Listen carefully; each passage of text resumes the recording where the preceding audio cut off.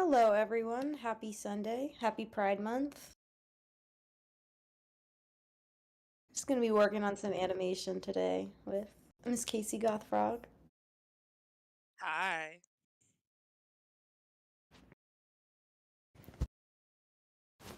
How's everyone doing?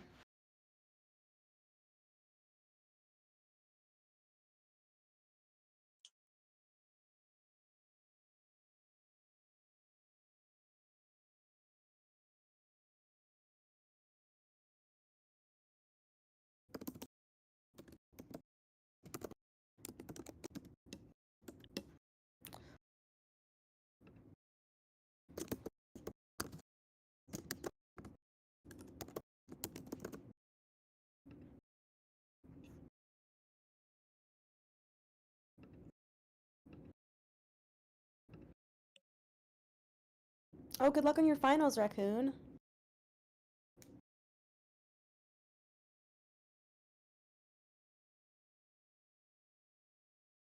Hi, Little Sprout. Good question. Yeah, absolutely. We still have your ref. Your character will be making a cameo.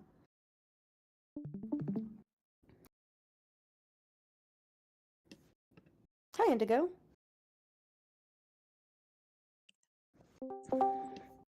Hello, King. Hello. Hello.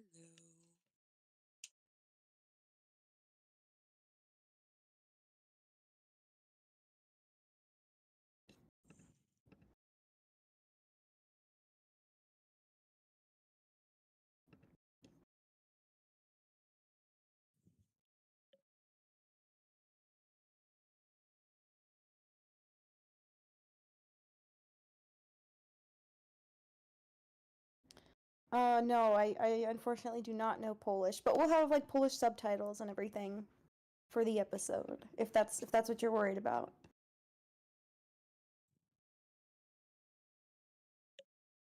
Animation is going great. It's really nice to be able to say that there is progress happening literally every day. So that's thanks to all our amazing animators and of course our director King, who's here with us now. Yo, yo, yo, yo. Actually, yeah, I was just going to comment how I was, I don't know, I was just going through the server and being like, man, we're like doing a lot of We're shots and they're plugging getting along. done. And yeah, we really are. There's a lot happening. A lot of layouts coming in too. So kudos to the layout team because we can't start animation until the layout's done for most of our shots. Pedal we will not be doing a public Discord server. It's just not something that I have any interest in managing, and I'd rather put like our energy and resources into actually working on the project and getting it out to you guys. So no, a public Discord server will definitely not be happening. I'm sorry.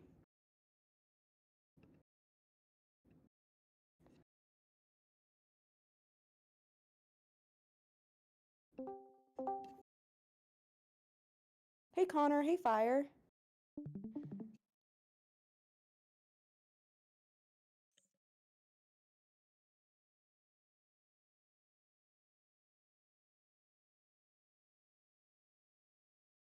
This is, well, Wagon, that is probably the only situation in which you can ever say Reddit would be more tame.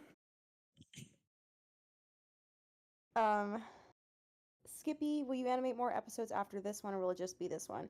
Our first episode is in production, so we're doing backgrounds and animation right now. But we have two other episodes in the storyboard phase right now. We have many other episodes being written, so it's not just one. We're working on them all simultaneously.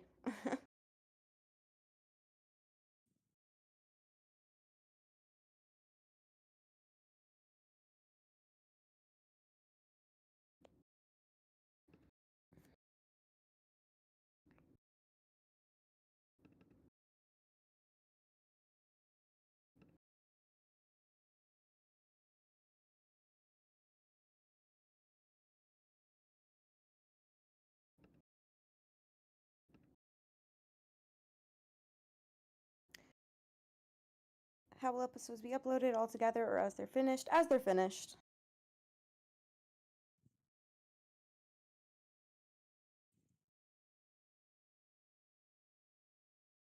our caption says, guys, I'm not going to answer any questions about release dates. I'm sorry. You know, this is something that we get every time. It's addressed in our FAQ. I will not give any release dates. I'm sorry.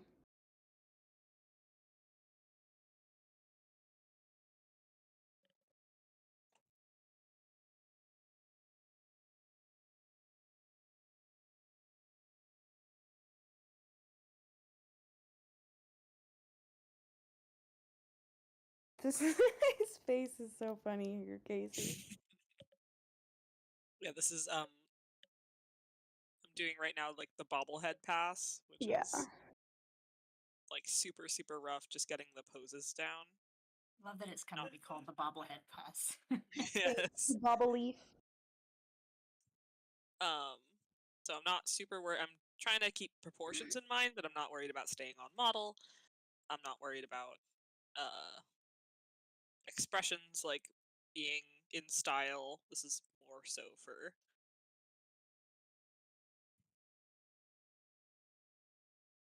my own reference later. I just want to get the poses and the movement to read.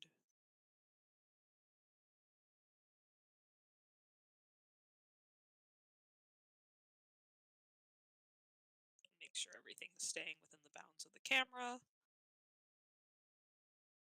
which is this little red line we have.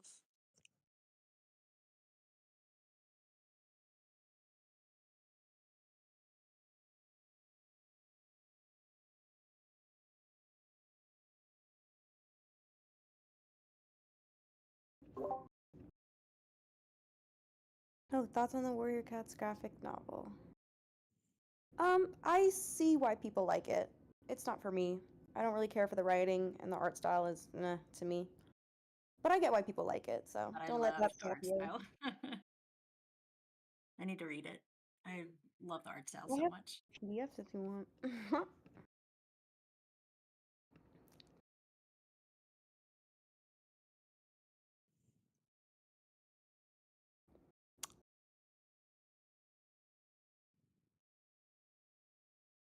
Yeah, well, the reason Warrior Cats has been out for such a long time and there's no series or movie adaptation officially is because it's really difficult to market. It's really difficult to adapt, and it's not profitable enough.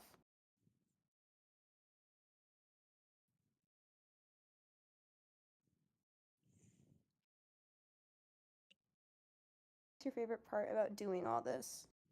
Um, this sounds so corny, but it's the people. I've met some of my best friends through this project and for getting to do this, and I've learned so much from them. And it's just kind of crazy to think that here we are 5 years down the line, and we got to host a panel at a convention, and we had over 100 people in attendance, and I got to hang out with so many of the amazing people I get to work with on this. I love seeing it all come together, and I love the people I work with.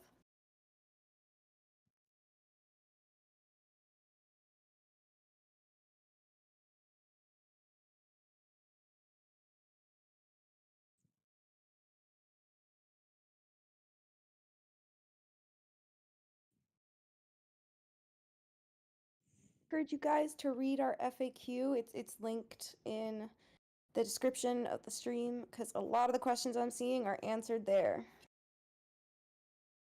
Oh, hi, Corey.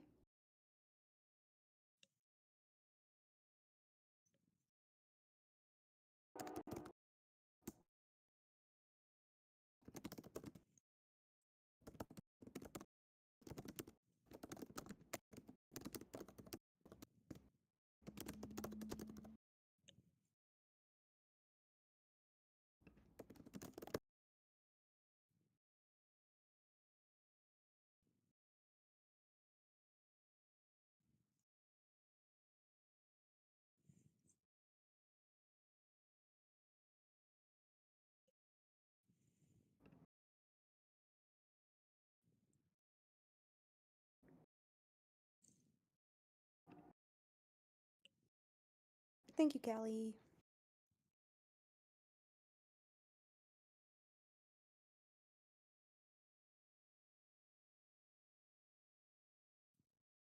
Rappy, what roles are we taking on at the moment? Our applications are not open right now.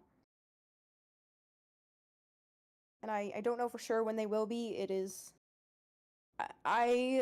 on top of, everything else I do in the project, I go through every single application one by one. Like, that's on me.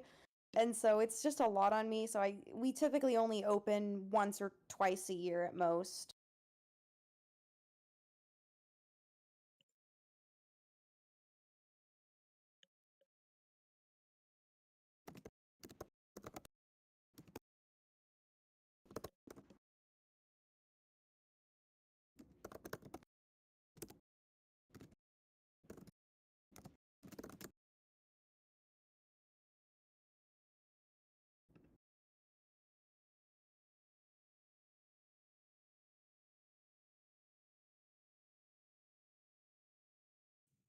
Favorite series overall, as in like our favorite series of like our favorite Warrior Cats arc, or series of anything, movies, books? Elaborate. Mine is probably Lord of the Rings, in case anyone's wondering. Other people in the call, you're allowed to talk. Wait, no, One Piece. Sorry, I take it back. One Piece and then Lord of the Rings. It's so hard to choose. I'm sure that's why they were asking.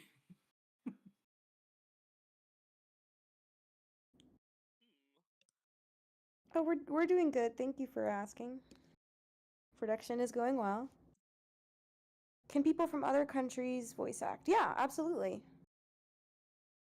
We have voice actors from various countries in our cast.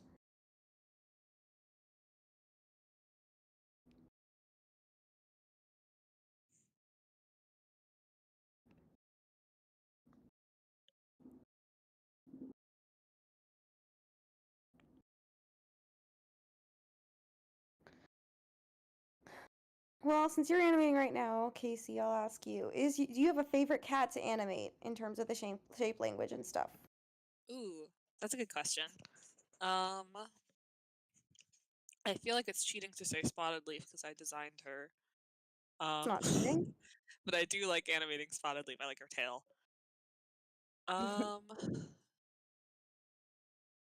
Just want to interject that I like animating her too, but I hated coloring her. Well, I mean, be a problem for too long. And then in terms of, I think I've only animated, like, for the actual episode so far, Firepaw, or Rusty, whatever, Greypaw, and Blue Star and Spotted Leaf. So I don't have, like, a clear favorite out of them. They're all pretty fun. You have to be, how we have it set is you need to be at least 16 to audition as a voice actor. Oh my god, hi Mars, Mars Ops, I love your art. We're mutuals on Twitter. Big fan.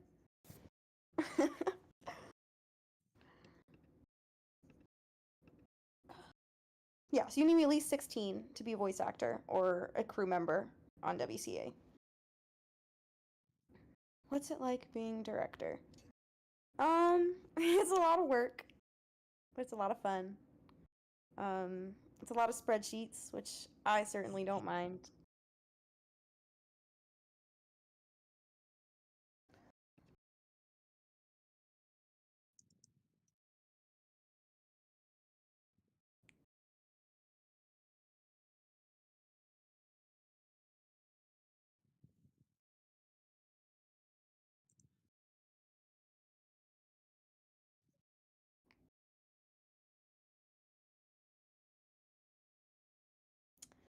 Always wanted to be a voice actor, but never got the chance. Well, we'll have more opportunities too. If you're looking at this project specifically, we definitely have some more opportunities coming up. I can't say exactly when, but definitely a lot more opportunities. So keep an eye out.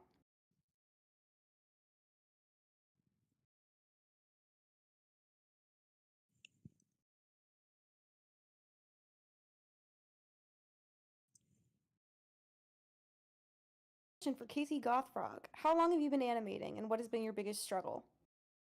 Ooh, okay. I've been animating since my, I want to say junior year of high school, which I have to do a little bit of math because I have a couple years out of college now. Uh, yeah, okay, like almost 10 years. And biggest struggle, I think, is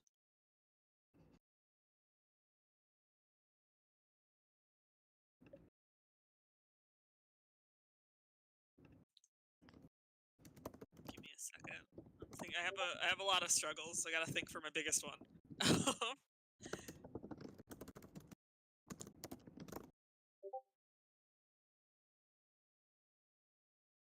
I think now it's this is a more general thing related to my workflow is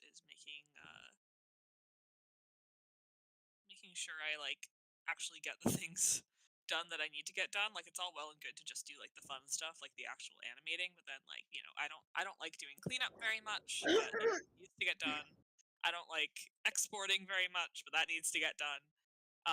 So I have to like um talk myself into doing that stuff. Because it's just as important as the part that I actually like. You guys first find out about Warrior Cats and how? I started reading Warrior Cats like almost 20 years ago. When I started reading Warrior Cats, the new prophecy was just starting to come out, so I'm dating myself a little bit there. I'm old. I don't want to talk about it. I also I'm probably very started reading it old. almost 20 years ago. Um, I can't remember exactly how old I was, but I was definitely pre-middle school. And similarly, I remember the new prophecy was out, but I can only remember seeing the cover of Midnight and maybe Storm. So, or what's it called? The second one, Storm Fur. I don't know. I actually didn't find out about. Well, that's not true. Rise. I knew the series existed. I was like seeing it at libraries and bookstores, but I didn't really get into it until I learned about the map community. And then I was like, look at all these people just like animating. What is going on? And then I ended up reading the books because I wanted to join the map community.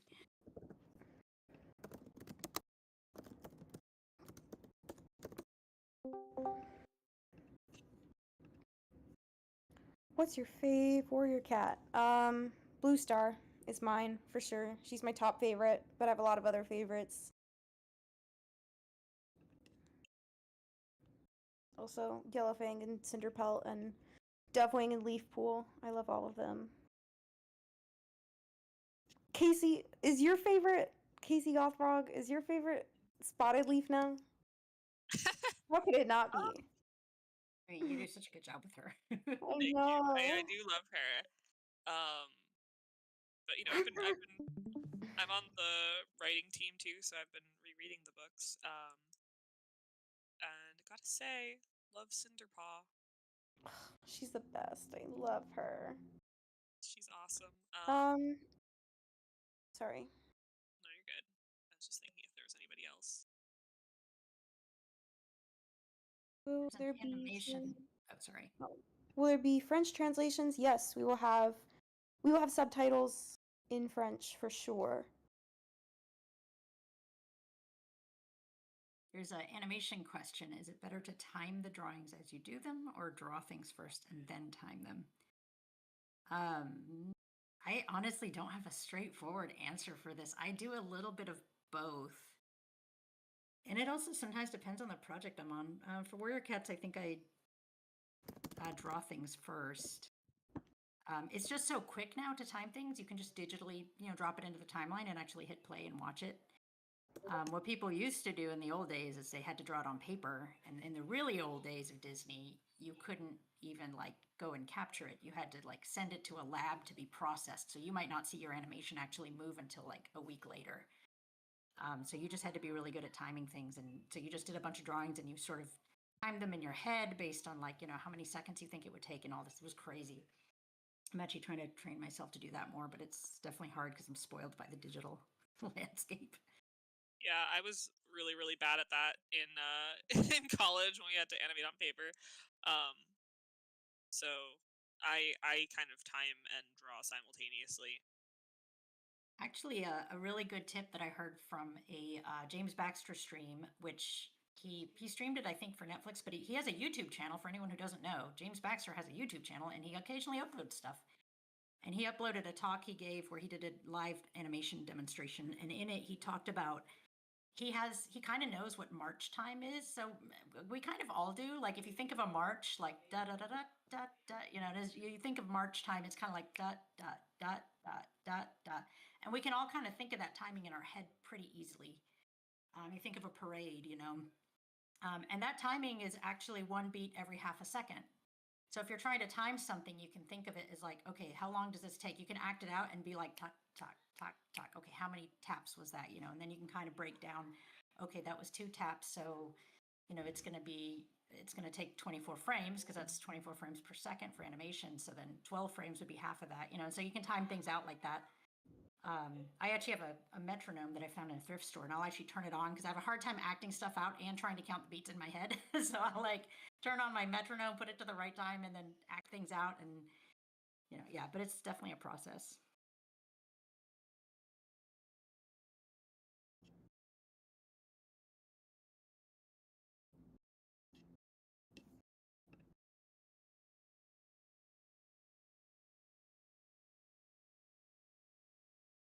Apologies if I don't see anything in chat. I'm looking at videos of cats skittering away. Oh my gosh, I have to have a video of Ivy's like little crab walk somewhere. Ivy. Yeah, I'd try to get Maisie to do it, but she's conked out right now, so. And I'm not willing to disturb my evil beast, because if I wake her up, she's gonna start bothering me. I will not be able to effectively stream because I will have a cat screaming at me and whacking the back of my chair.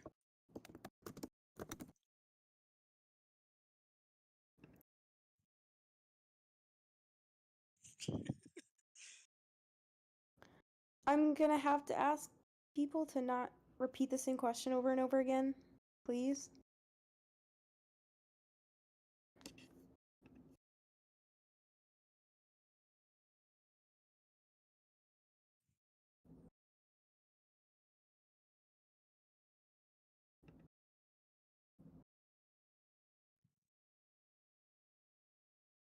Will there be an official translation of episodes into Russian? Yes.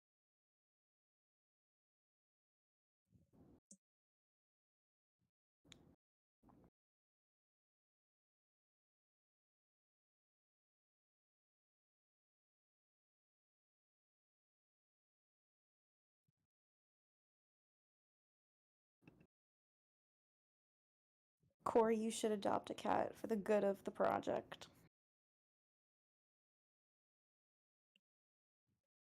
Not many people realize this, but you are required to own a cat to work on this project. And if you do not have one, then you have to go adopt one and then report back, and then we'll let you work on the project. It's true. It's what happened to me. Yeah. Yeah, I didn't, because I'm a director, I have to have 3 cats. So that it gets harder the higher up you climb.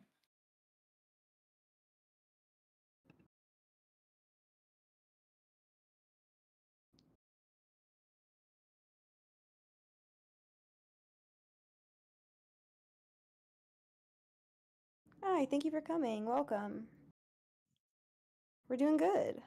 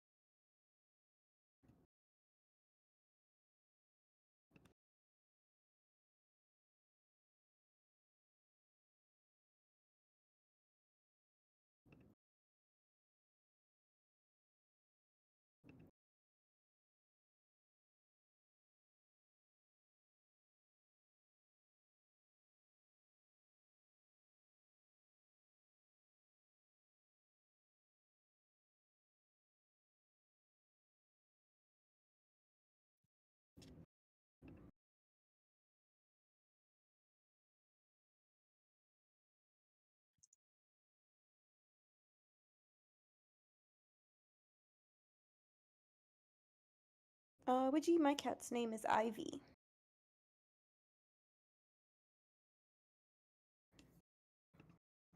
Casey Gothfrog, your cat is Maisie. Yes. She's a menace, but we love her anyway. She's so evil.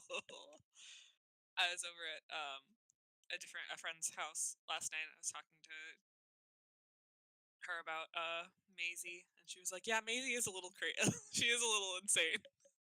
Yeah, that's okay. We love Maisie anyway. It's just peace. Which scene from the episode are you guys most excited to work on or finish? Honestly, some original scenes, so I can't say too much about it.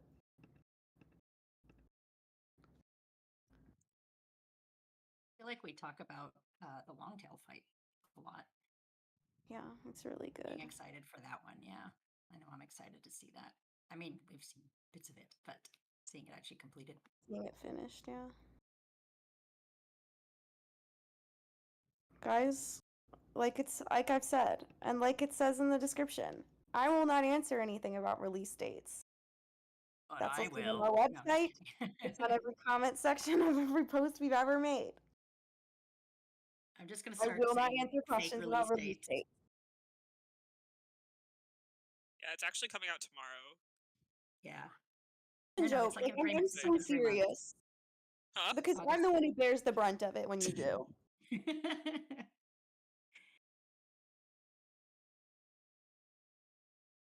Yes, there will be blood. This is Warrior Cats. I promise we are not, it's not Final Destination, but it's not going to be a bloodless adaptation, I promise.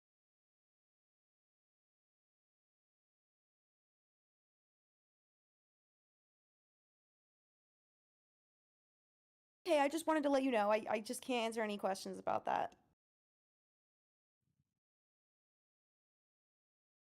We are not completely following the books. No, we're doing our own thing. Evil Maisie.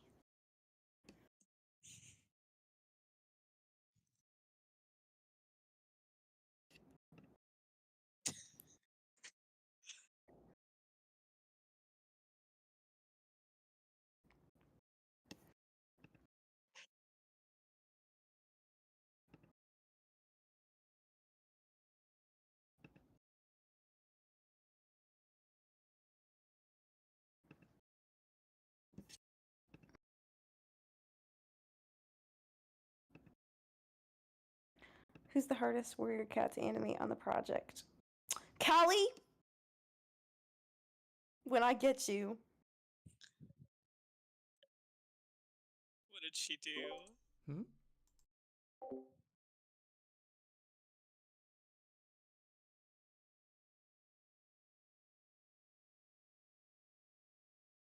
Don't play dumb.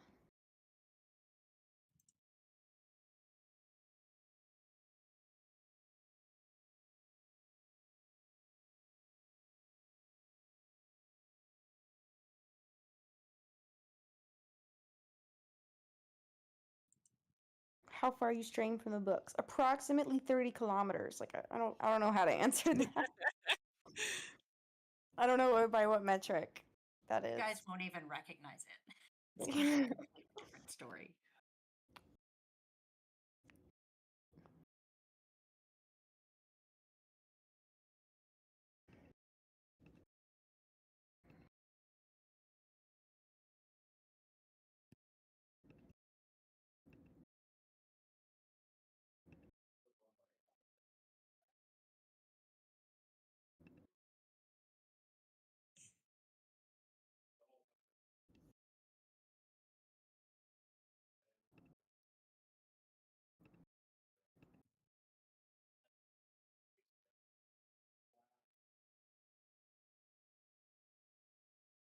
Great Paw was just recast, so.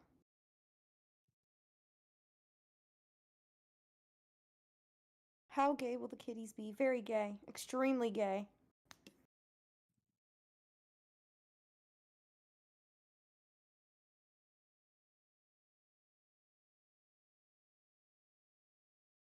Widgie, I get what you're saying, but I do want to say that, like, we had already changed things. It had nothing to do with copyright and everything with us wanting to make the story our own.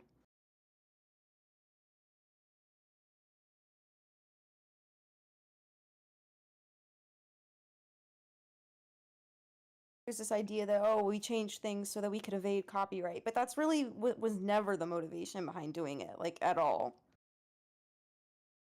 I've never really seen the point in doing an adaptation if it's just going to be a copy of the books, right? Because it's like, then just read the books. So, you know, we wanted to change things, we wanted to make things our own, and that's what we've done.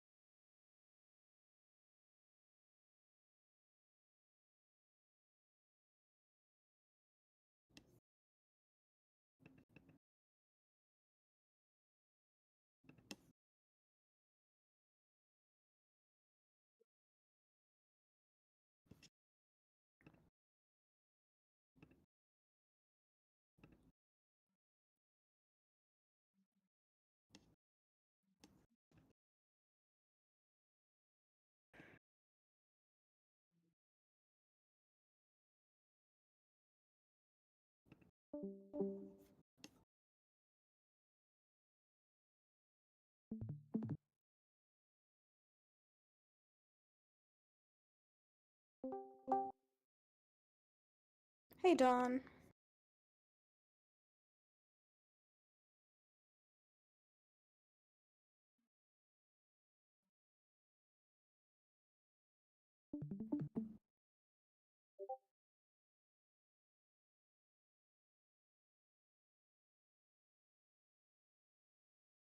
How do you get good at art? Practice.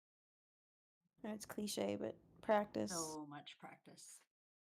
It's actually the secret to how you get good at anything. Yeah, pretty much. It's also better to practice a little bit each day rather than be like, I'm going to draw 5 hours on Saturday. Be like, no, how about you draw, 15 minutes every single day of the week? It'll get better a lot faster. Drawing 5 hours on Saturday is also a great way to make your wrist really messed up. It's true. If you want to like occasionally have a Saturday where you draw a bunch and you spend 5 hours doing it, that's fine. But you're just going to get much more progress doing a little bit here and there.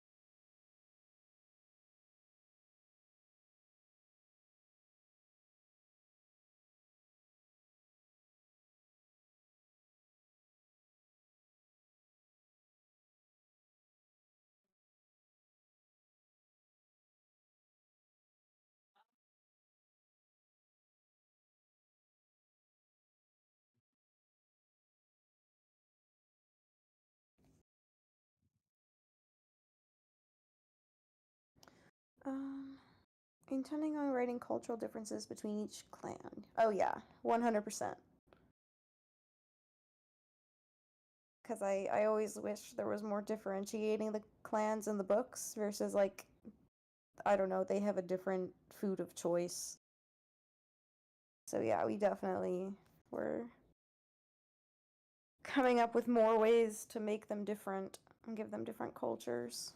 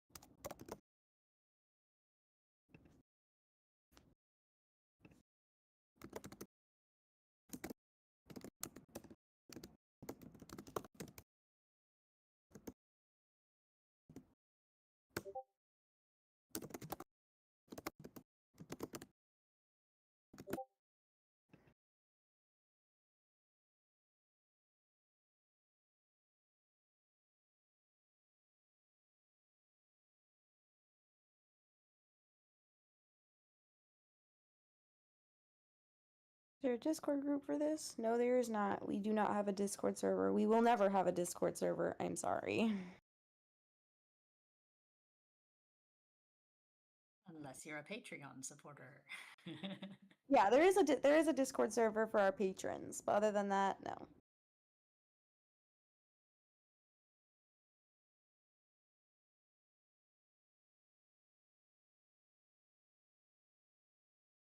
Okay.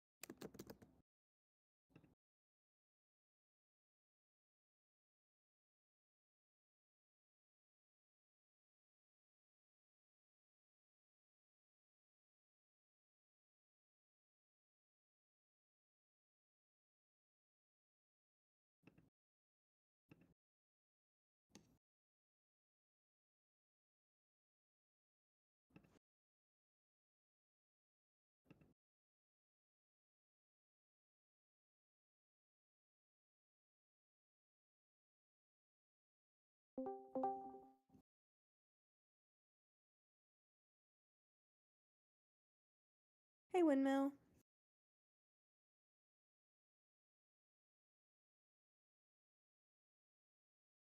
What's the most difficult part when starting the first roughs for a scene? Any tips? Ooh. I'd say it depends really on the storyboard. Because sometimes the boards are really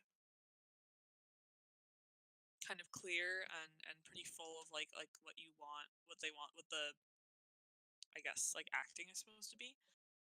But sometimes you get something that's much more vague and then you have to come up with it yourself. So I would say like trying to figure out the acting in a rougher board is the most difficult part, at least for me. But I also think it's one of the most fun parts. So um, there's that. Because like that's that's why I love animating, is getting to make choices like that. There's also sometimes like I imagine this happens to me every once in a while, so I imagine it happens to other people too, where like you have an idea in your head and you just can't like your first pass is just not hitting. It's just not executing the idea you want. And that always sucks because then you like I'm enough of a perfectionist that I'm like I have to go back and redo it if it's not looking how I want it to look. Um, so like when you're like mid animating and you know already that it's not like how you want it to look, and you know you're gonna have to go back and redo it, but you're like, oh, I have to finish this pass first. Like I need to get like at least a little bit done, so I can go back and fix it. That always sucks. Will there be music or soundtracks in the episode? Yes, we have the most amazing composer. Who's not here right now, but trust me, they're making something really, really cool for you guys. So yes, there will be a really amazing score. And yeah, some soundtrack might be in our future.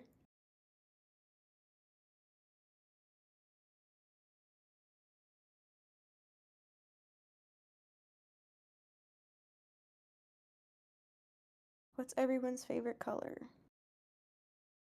I think green? Casey? Mine is green, yeah. No, really? I never would have guessed that about you. That's so crazy. I know, huge shock. Greetings from Ukraine. Hi, thank you for joining. Animate the scenes in order. Not necessarily. I mean, we have it like split up by acts essentially, and then we just kind of like we it's not like we do shot 1 and then we animate shot 2 and then we animate shot 3. They're just kind of all happening at once.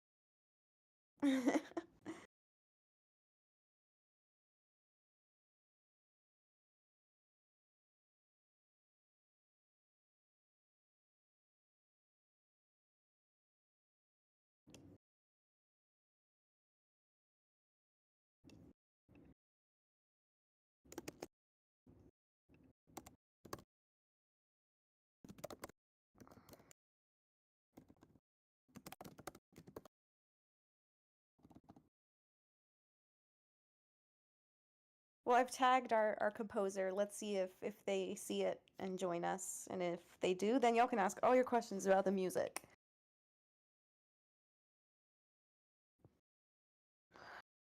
The forests are also designed like ThunderClan, Yellowstone and stuff. Do you guys have a fave environment?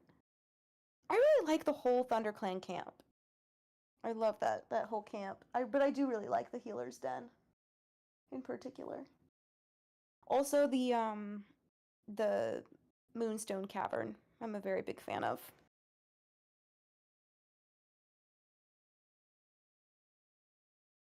There's some environments that I'm excited to see that we haven't gotten to yet.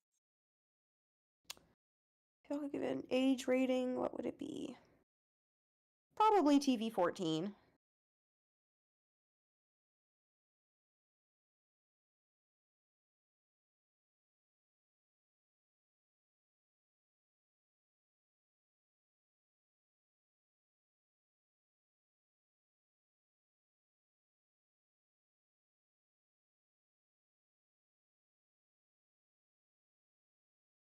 Which season? Fall, winter, etc. Are y'all excited to work with the most through the story? Well, some of my favorite scenes happen in the winter, so probably winter. Plus, I just love the look of the snow and everything, and yeah, no, probably winter.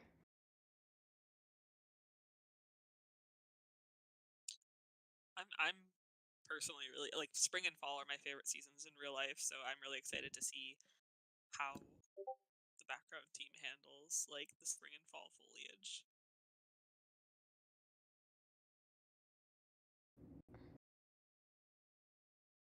I think the colors are going to be really pretty. Thank you, silly girl. We like doing them. I need to be better about scheduling them. That's my bad. We were just like really crazy busy with like prep stuff and just working on everything. So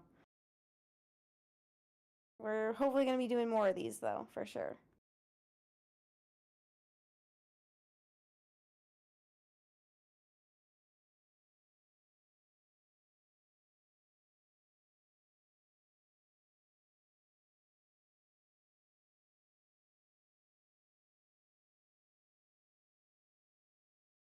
Shadowheart, actually, in my defense, I also didn't know we were doing this until yesterday. I was just like, hey guys, why don't we just stream? And fortunately for me, Callie and Casey Gothfrog were like, yeah, hell yeah, let's do it. So it was just kind of a last minute decision, which I hope we'll be doing more streams very soon. So Cinder, Casey Gothfrog is animating right now, and then I'm the person you hear talking a lot. The yapper is me. I'm Toon. I'm the head director of the project. So I'm kind of managing the chat and answering questions while Casey works.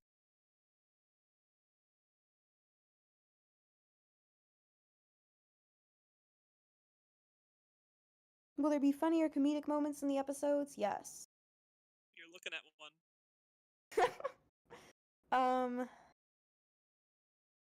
For Pride, are y'all gonna make more Pride art?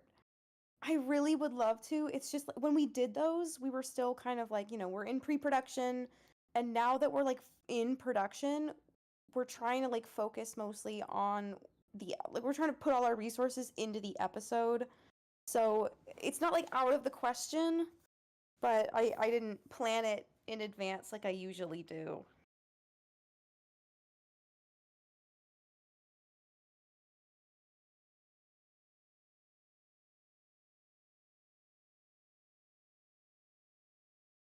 Shadowheart, good memory. We were actually giving that shot another look over just this morning.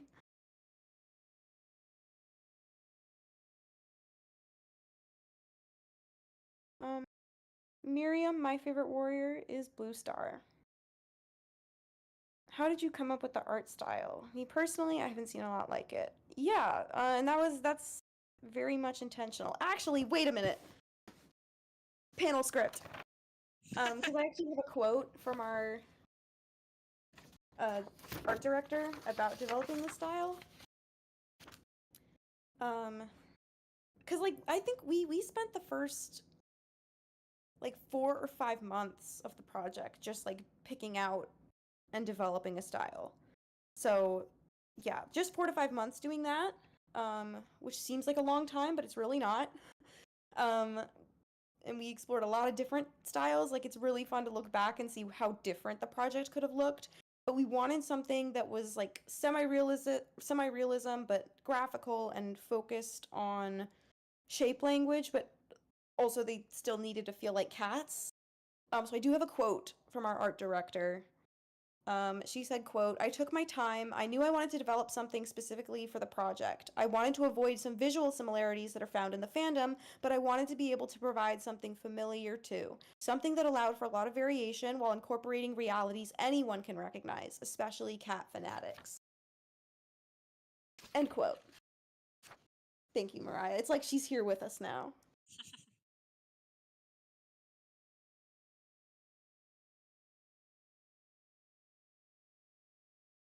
Yeah, Alexander. So we did a panel at a convention 3-4 weeks ago. It was a really great time. We had well over 100 people there, and we got to show about a minute of finished episode. It was really, really cool. It was amazing, as well as like a bunch of other behind the scenes stuff. It was a great time. And we hope it will not be the last time we do the panel. We will try to bring it to other locations and other conventions. So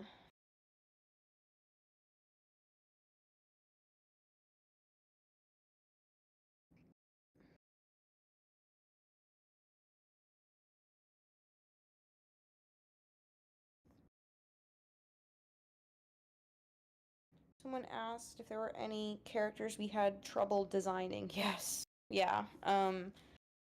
Whenever people ask who the hardest was who the hardest to design was, I say Cinderpelt, and everyone's like, "Well, what? She's just a gray cat, right?"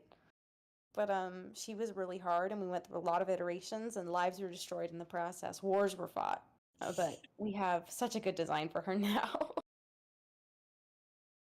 Solid. Do you plan on live streaming again soon? Yeah, absolutely. I definitely want to be doing more of these, and it's just like a matter of when we have time to. It's like the free time of not just like the person who's setting it up, but also for people to stream. We do want to stream more frequently.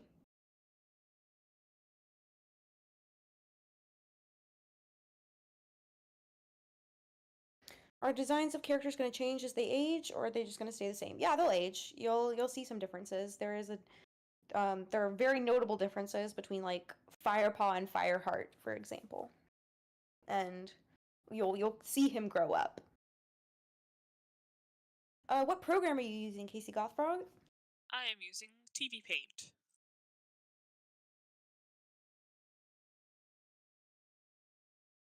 Well, Alexander, I don't know if we'll be able to make it to Sweden, and also we don't speak Swedish, but there are conventions in Florida. I mean, you never know.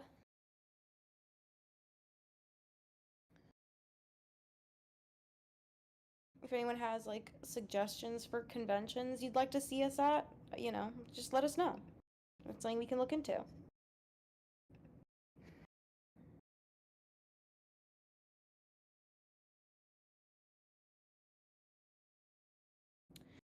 Arden, it's actually it's like probably a shorter list to tell you who already has a voice.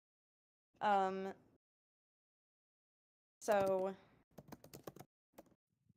we have voices for Firepaw, Graypaw, Spotted Leaf, Smudge, Blue Star, Lionheart, Tigerclaw, Longtail, Ravenpaw, Sandstorm, Dustpaw, Yellowfang, White Storm, Darkstripe, Nightpelt, Broken Star, Crooked Star, Frostfur, and Barley. They all have voices. If you did not hear a character's name, they don't have a voice. Is Canada a possibility? Absolutely, for sure.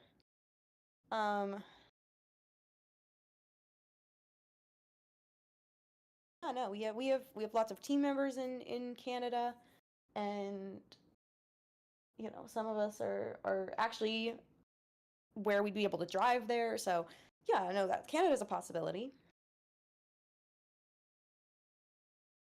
When did the idea for the project spark? Like what year? 2020. We were in the throes of the pandemic, so there's a bunch of bored Warrior Cats fans locked in their houses. So, and this was the result.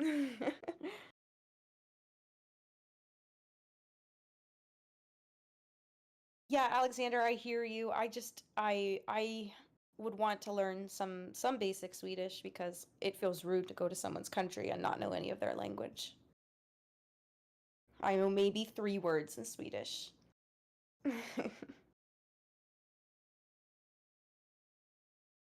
Thank you, lasagna.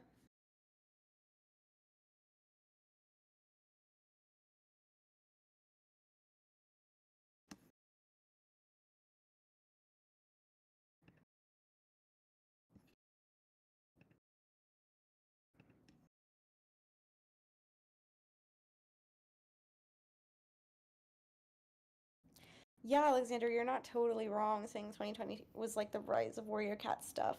I also talked about this at the panel. That was like the renaissance for Warrior Cats was like 2018, 2019, 2020.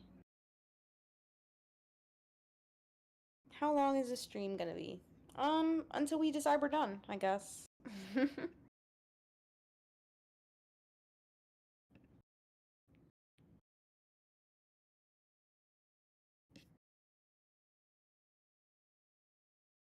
Oh, Alex, thank you so much for coming. I'm so glad you were able to make it. And I'm so glad you had a good time. It was so much fun to put together, and it was so much fun like being in the room with people and getting to talk about it. Thank you so much for coming.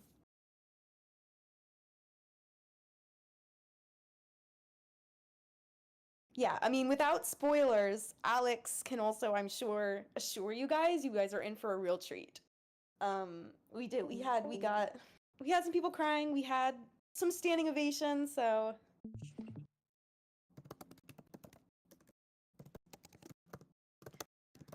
it was a really great time, and I'm so glad people enjoyed it.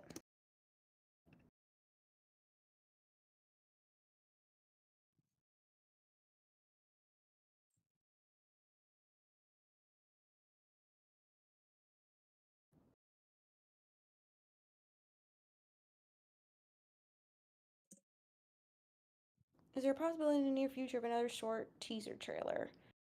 Because with the episode's in production, I think like more likely what you're gonna see from us next is actually like clips from the episode more so than like creating another teaser. Like you're gonna actually be seeing footage from the episode versus stuff we make just for a teaser.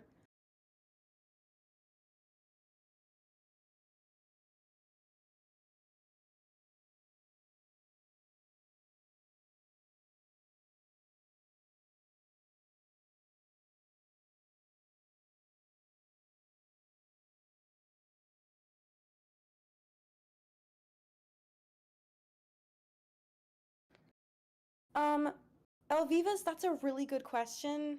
Um, Fortunately, I am super normal about Warrior Cats and its fandom, so I can actually help answer that. Um, what I think, like,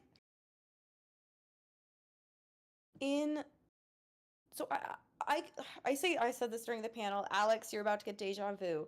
I like 2015, that era was like the golden age for Warrior Cats. You're like, a lot of the most iconic older projects come from that 2015 era, but then like growth just kind of continued until like in 2018 we had the release of some like of the most iconic and popular maps. So like the one I think of is Ready as I'll Ever Be, because that is the most viewed Warrior Cats animation on YouTube. It has like 15 million views.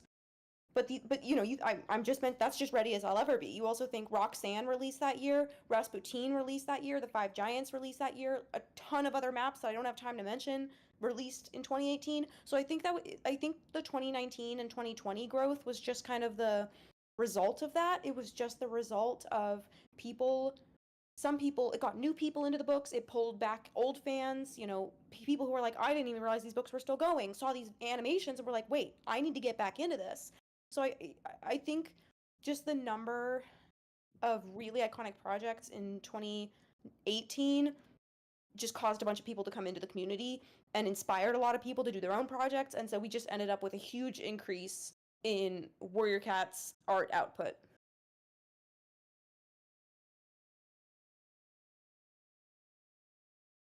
What about Princess? I love Princess. Princess is my goat, actually. I'm a Princess defender. Princess, my beloved. She's so cute. She has a super cute design that you guys haven't seen yet, but she's adorable.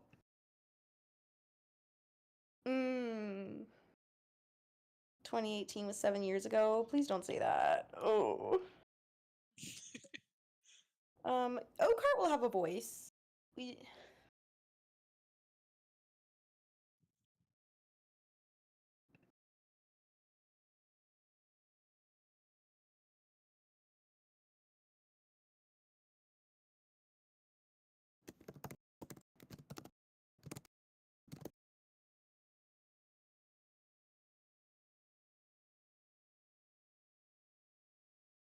next casting call. I can't give you a date, but there will be a next one. It's a good one.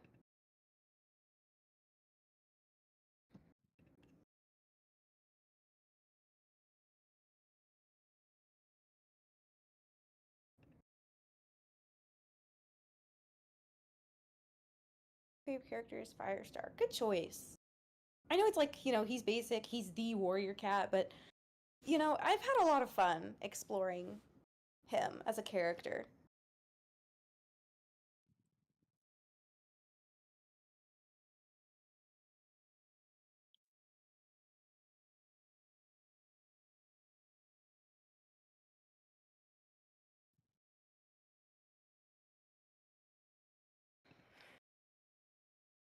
Call this cat Orange Head.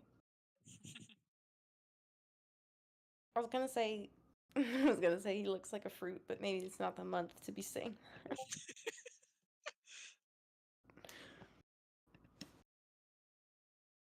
Found so much joy in Raven. Oh yeah, Ravenpaw is so good. And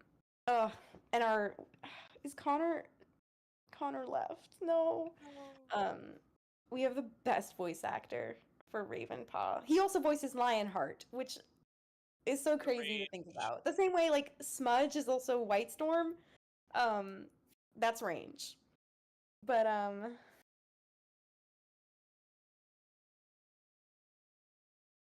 Shadowheart, I'm not gonna like go into detail with that, but I will say we're gonna portray it like what it is, which is that Blue Star was sick and had dementia, which has been stated to be the author's intention, and that's something we want to follow through on and do that respectfully.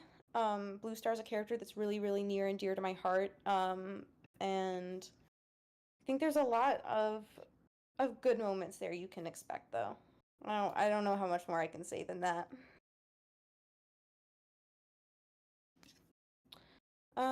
Is this Casey? Is this your first pass for this? And are you happy with it so far? I'm pretty happy. You can see I'm making tweaks now. There's some tail movement that I wasn't super happy with the first time around, because I was going sort of like pose to pose, which is a term in animation for like when you draw in like your key poses and then like do in-betweens between them, as opposed to animating straight ahead, which is when you just kind of like go like in order. And so animating pose to pose is a really good way to get to keep your character consistent. But for stuff that sort of like trails, like tails or like hair tufts, I have a hard time getting it to work well in pose to pose on my first pass. So I'm going through and like fixing stuff with the tail to make it like follow his motion. And I've gone in and edited some stuff. Like I made this frame here this frame here rather only last 1 frame as opposed to 2, because it felt like it was going too slow when he had was on 2 frames. It felt like he was kind of dragging, and you're gonna see me continue to do that as I work through this to get it ready for a critique.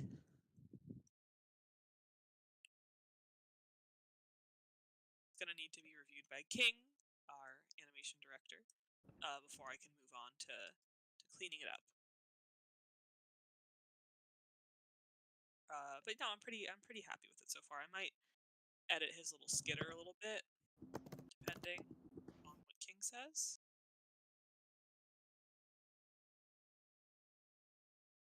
But I like his bounce into the air.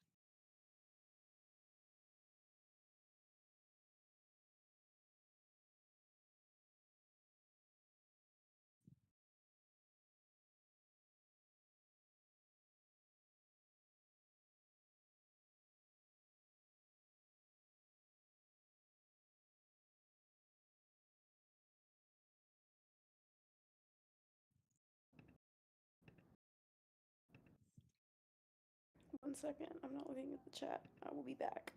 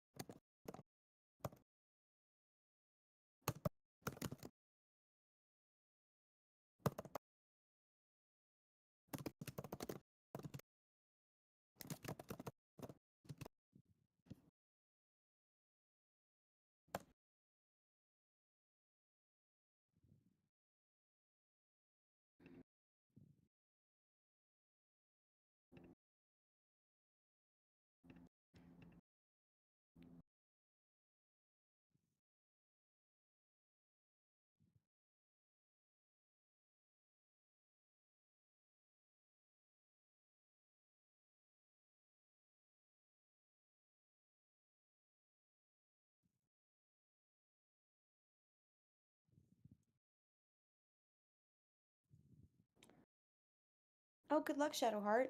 Okay, I'm back. Good luck with your map part.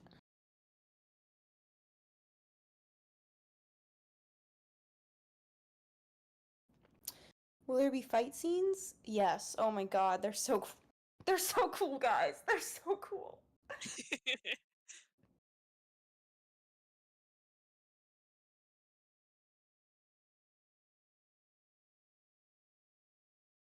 Also, we've now reached the part of animating where I play this back a million times looking for things I want to change, so you're just gonna see me go through it a bunch without necessarily drawing anything.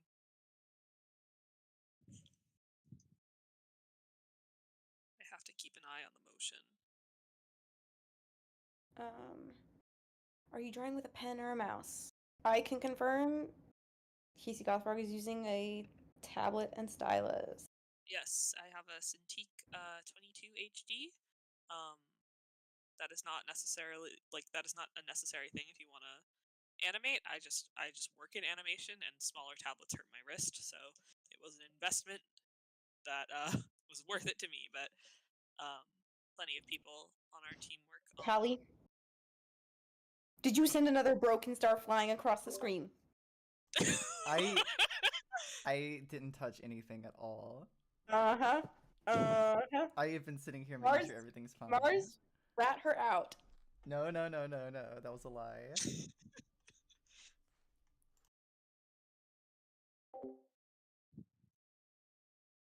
I don't know why I let her do this. This is what I get.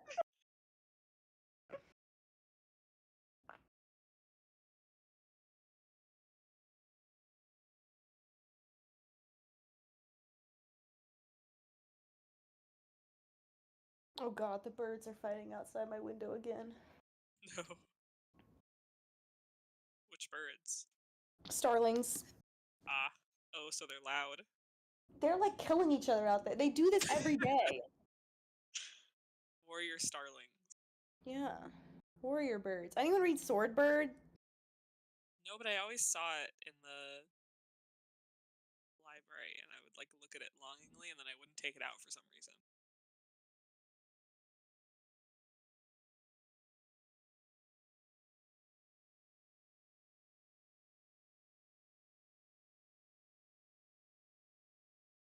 Starling Paw Real. Yeah, no.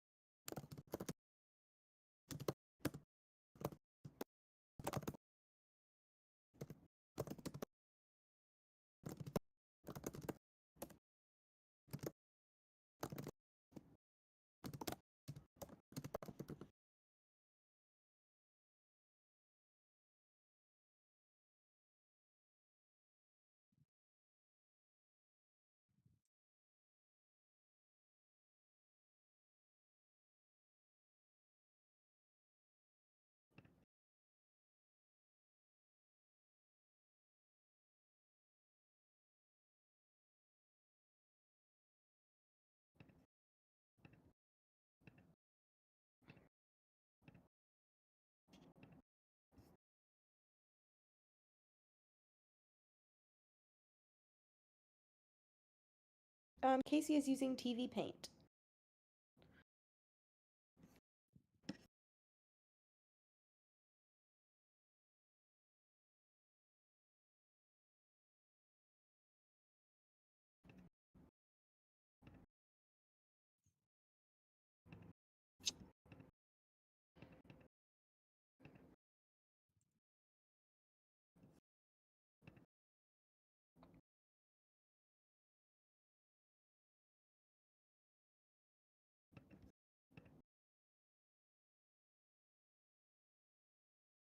Say thank you guys for inspiring me to get into art and animation. Thank you. That's really nice.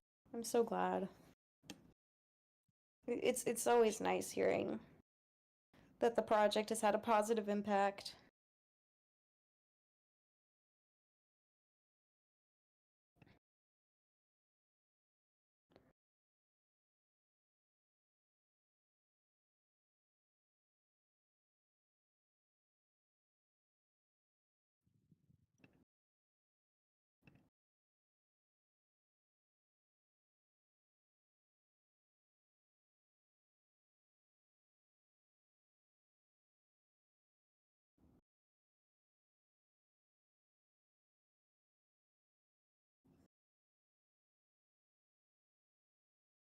I'm trying to get into animation. Any tips?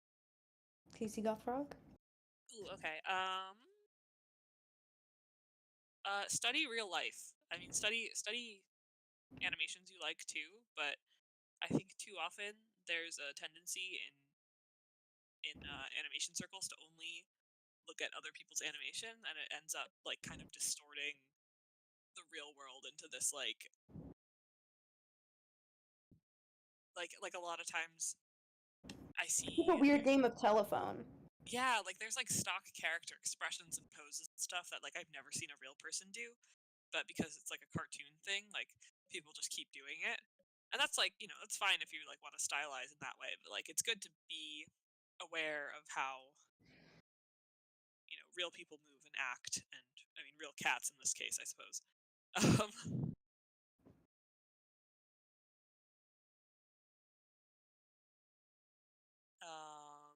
other than that, I would just say do your best to animate a lot.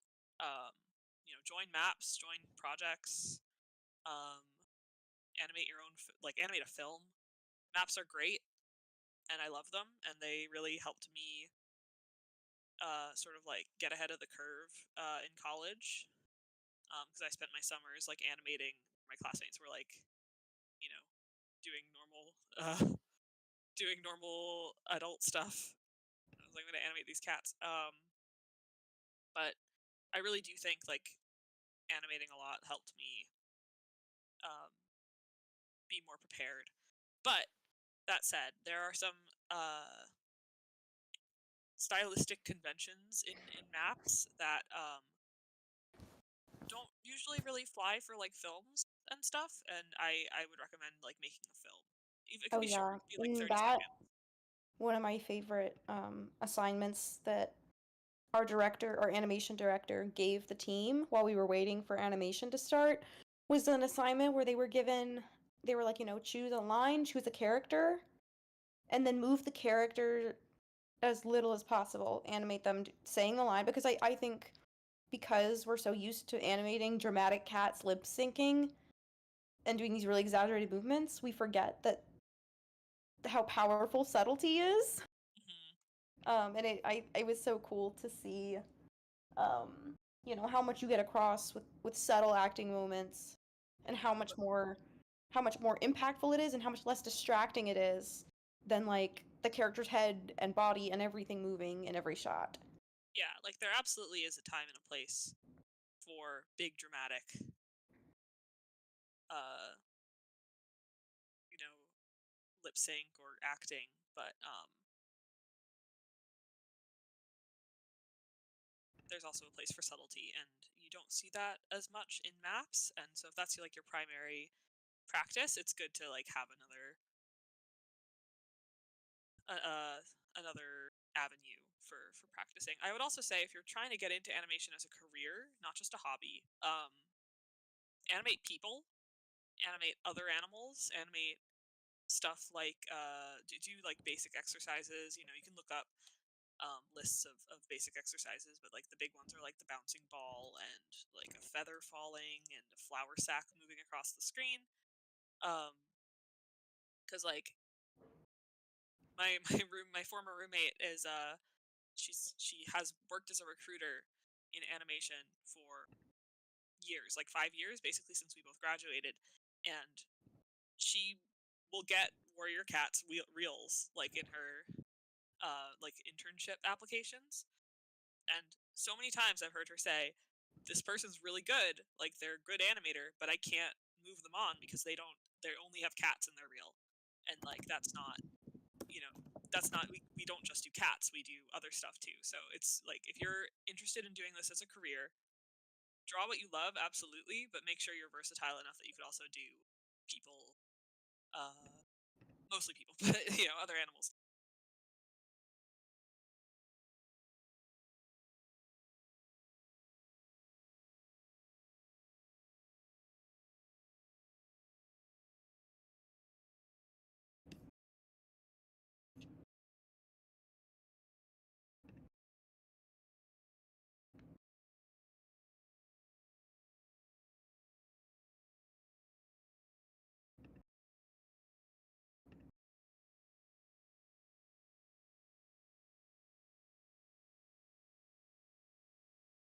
But yeah, those are my tips and tricks for making it.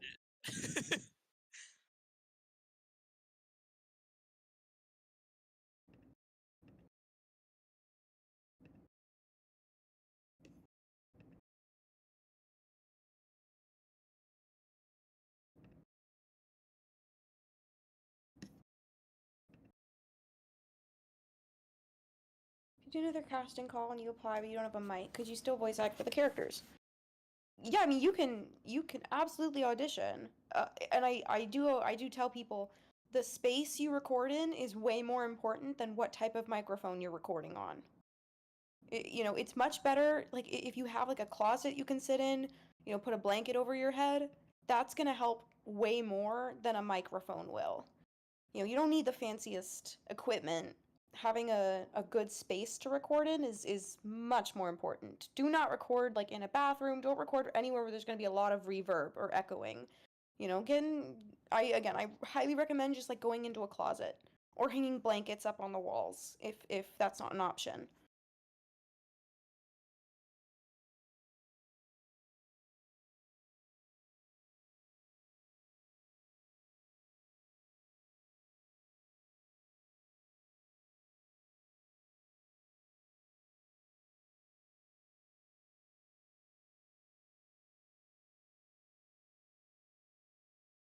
Well, in that case, if characters are okay, we have our sound people will work their magic on that.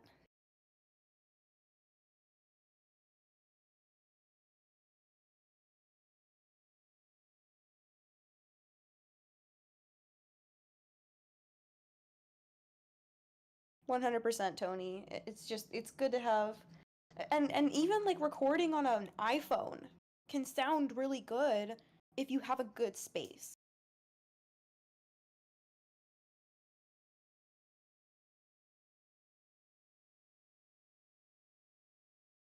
You use a lot of refs when animating? Yeah. Yeah. Yeah, for sure. I have 4 tabs open right now. I have One's to the find production one because I spreadsheet. know I have some of Ivy's little crab walk. Oh, please I send. just have to find them. I have I have way too many pictures and videos of her, so it's gonna take a second. Ivy. I'm sure I could get her to do it. Yeah, so I have 4 tabs open right now for reference. One is the production spreadsheet that tells me what, like, the name of the shot, a short description of it, whether there's any effects, the frame count, and actually I just realized that I never saved this as the do that. Hello, thank you for joining.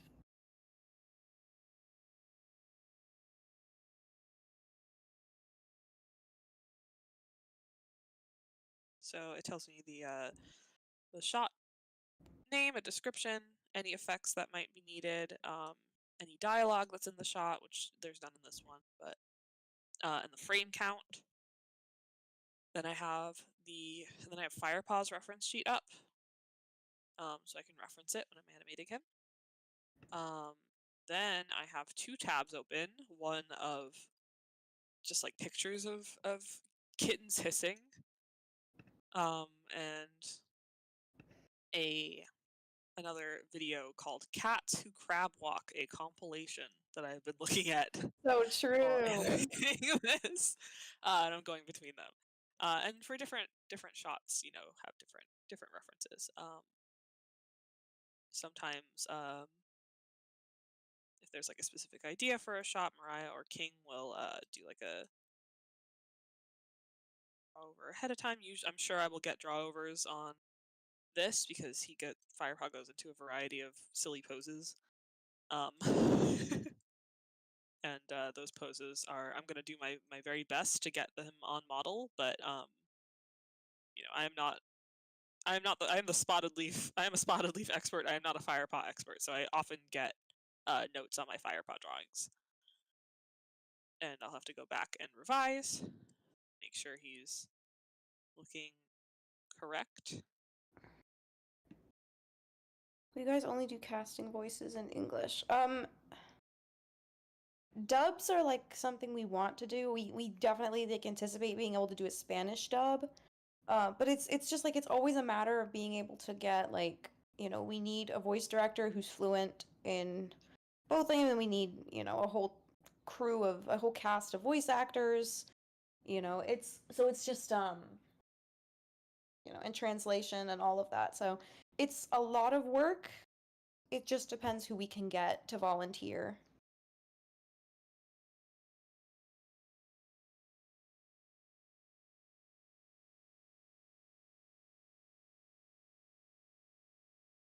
Will crew applications open again in the future? Yeah, I don't know exactly when. I was saying this earlier, is when we do applications, I review all of them. I go through every single one myself, and then I like create shortlists that go to the department directors, and then they make calls from there on acceptances. So it's a group process, but it's a very like extensive process. It's a very work heavy process for me. So we don't open super often, but we usually open like once a year, I guess now is where we're at. So they'll probably open sometime this year. I just can't say exactly when, unfortunately.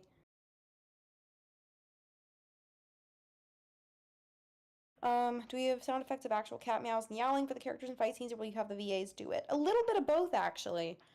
This is something I really wish Shira was here to talk about. They talked about it a little during the panel, but there's like parts where we have voice actors doing stuff, and then there will be parts that are sound effects. McLeod, in particular, is very good at doing the little cat noises, which I imagine comes with the territory. I mean, he was doing the audiobooks for so long. But that's been really fun.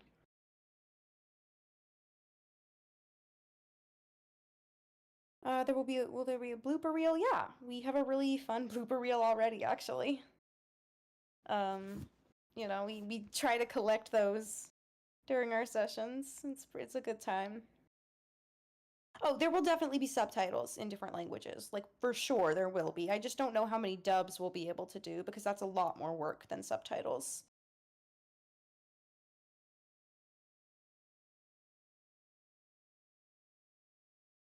So when we do casting calls, we give you the lines that you need to read and record. And then I go through every single one, and then we again make a short list and then choose from that.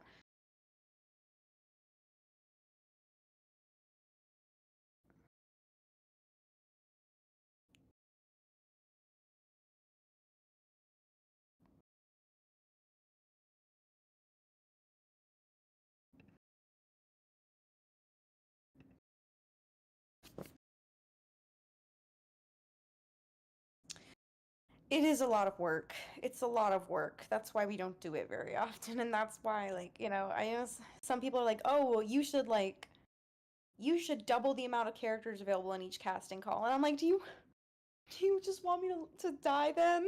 Because it's hard enough when we keep it to 6 or 7. And we get a lot of submissions, and again, I promise I do go through every single one of them. The people who have joined me on call during that process can attest to that. I listen to every single audition we get.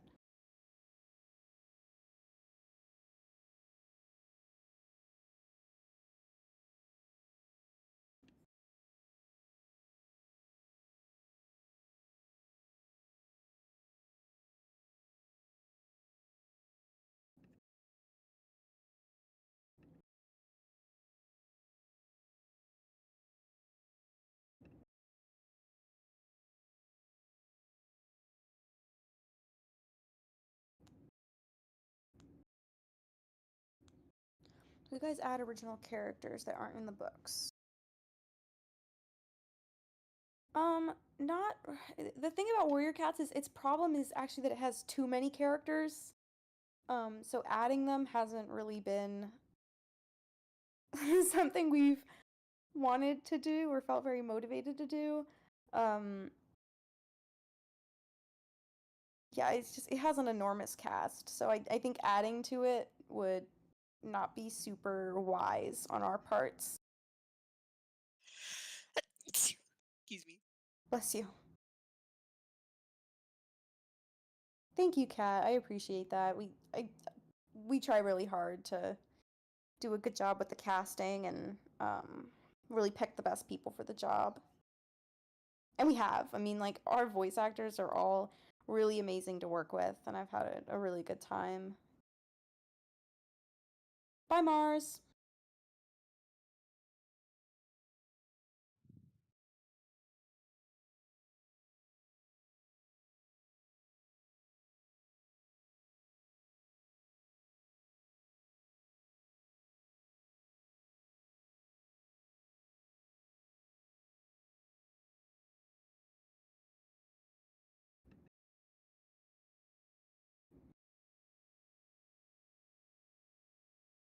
Have y'all condensed characters or gotten rid of some? Yeah, kind of. I don't want to get like too into that, but yes, to an extent.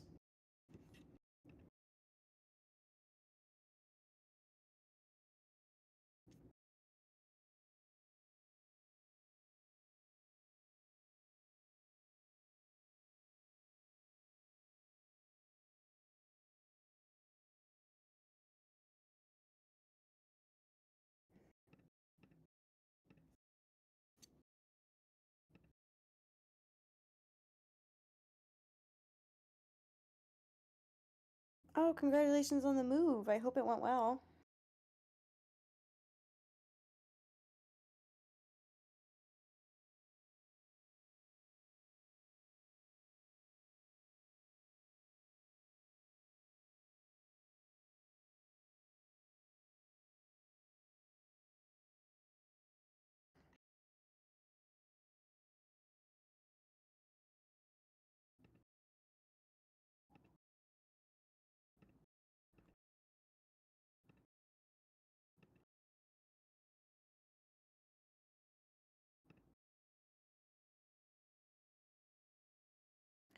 Favorite clan leader?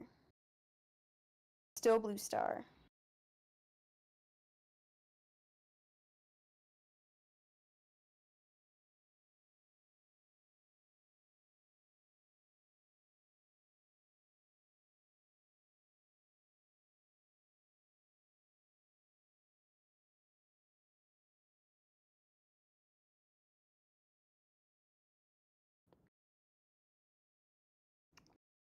You guys gonna post any other shop breakdown videos like the Gorse Tunnel in the future?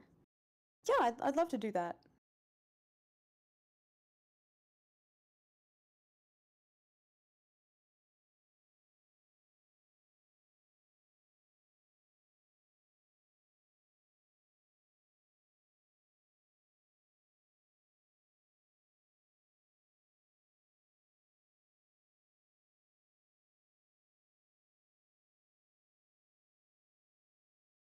I'm not gonna go into my Blue Star rant on live. I'm not gonna do it. You're so strong. I'm resisting temptation. I am self-control. All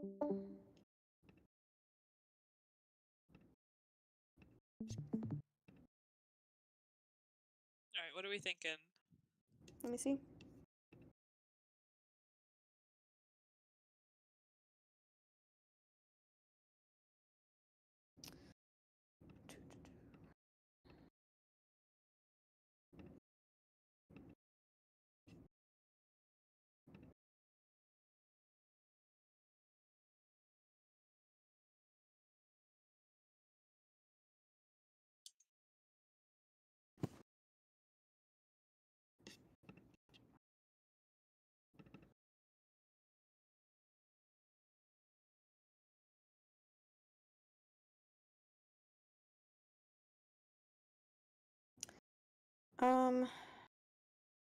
Is there any way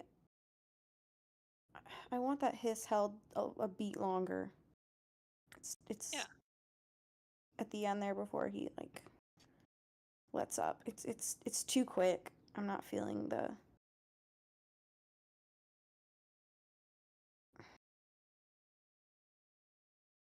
Get rid of a couple frames earlier. apologize. You do not need to apologize.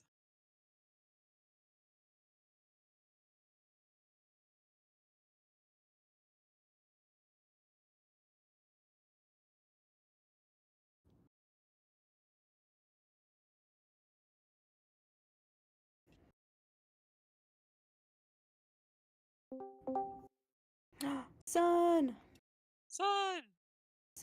I think Shadowheart was asking if we can come to Canada and do a panel. What do you think? Should we come to Canada, Son? Son says yes. The whole team is gonna show up at your house.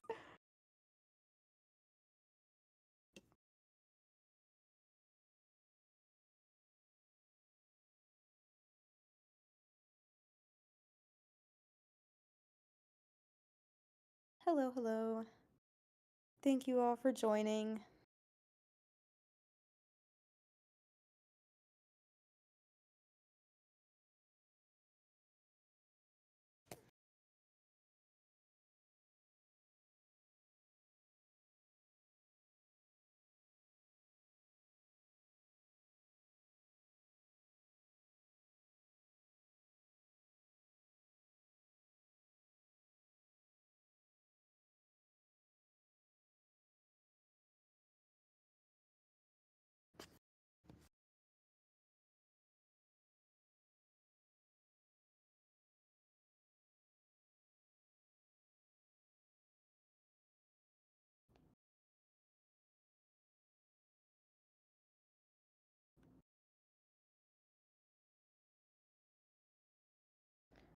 We did a panel, like 3 weeks ago, or 4 weeks ago, maybe now.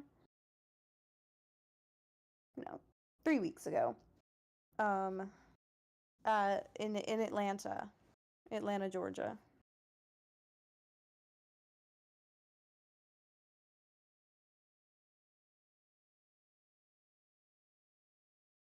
Will you guys post a sneak peek you showed at FWA? I unfortunately not. It's one that we really want to kind of save for the episode. I mean, at a panel, we're able to enforce, like, you know, no photos, no videos, but we'd much rather say you guys will get to see it because it's part of the episode.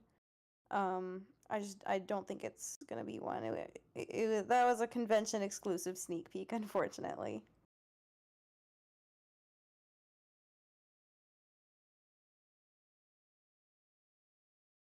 Our storyboards for episode 1 finished. Yeah. Oh yeah. Storyboards for episode 1 are finished. We're storyboarding episodes 2 and 3. We're gonna need to start on 4 pretty soon, just because I'm running out of storyboards to give people. Yeah,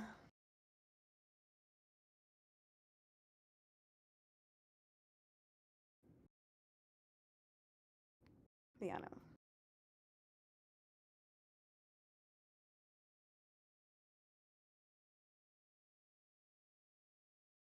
Yeah, there's cons in Texas and Florida. We could do that. We could make that happen if we plan for it.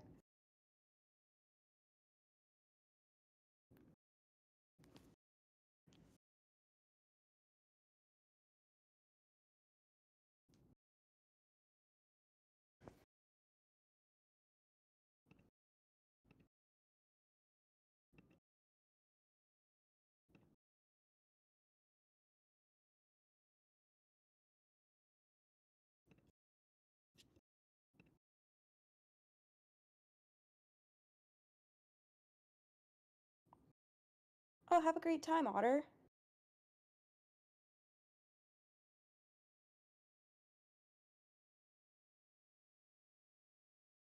What frames per second do you typically use? 24.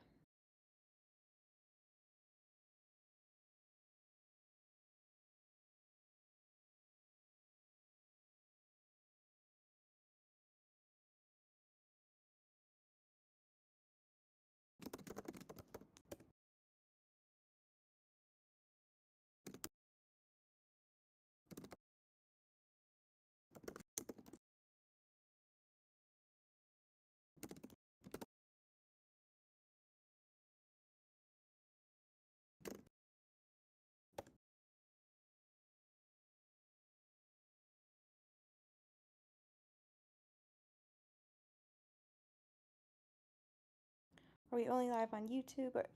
I'm technologically inept, guys. I don't know how to stream across multiple platforms. That's above my pay grade. Will your approach be for prey? Is it more realistic or more cartoony with like cross eyes, for example? More realistic, I'd say. Yeah, it's not like X over the eyes or anything like that. So yeah, realistic. As realistic as our style allows, I guess.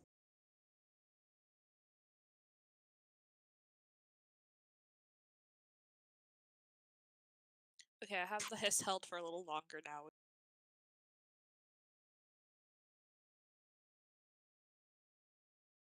Yeah, that's working for me. Nice.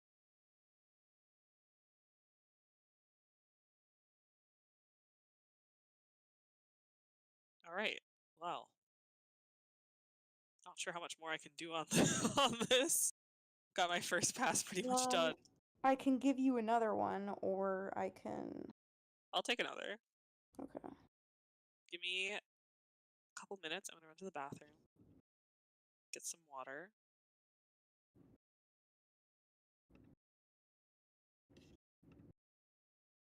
That's me.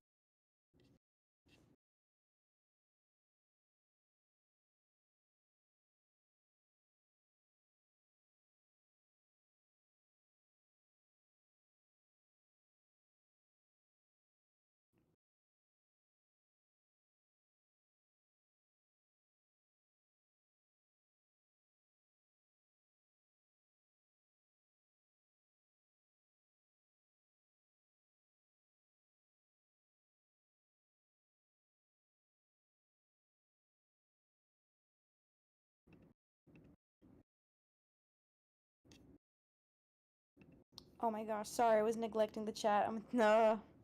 1 second. Callie? I'm going to get you. What's wrong? Is there some technical difficulties? Everything looks good on my side. Huh?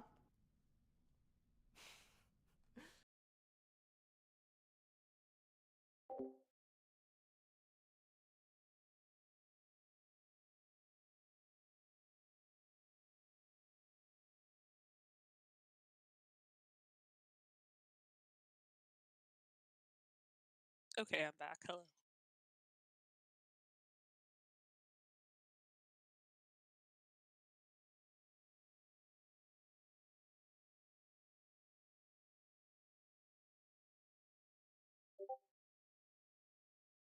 What Welcome did back. I miss? So do you want Fire and Gray? Do you want Blue Star and Spotted Leaf, or do you want Lionheart? Oh man.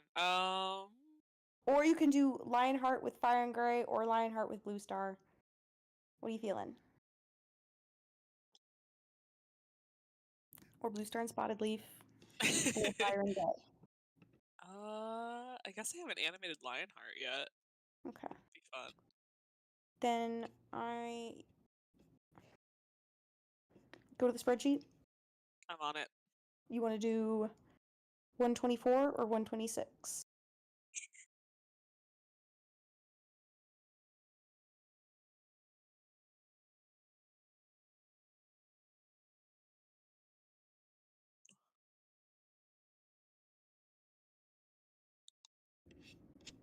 Let's do 126. Okay. Make sure you take a gander at the boards for 122, just so you have that frame of reference. Yeah.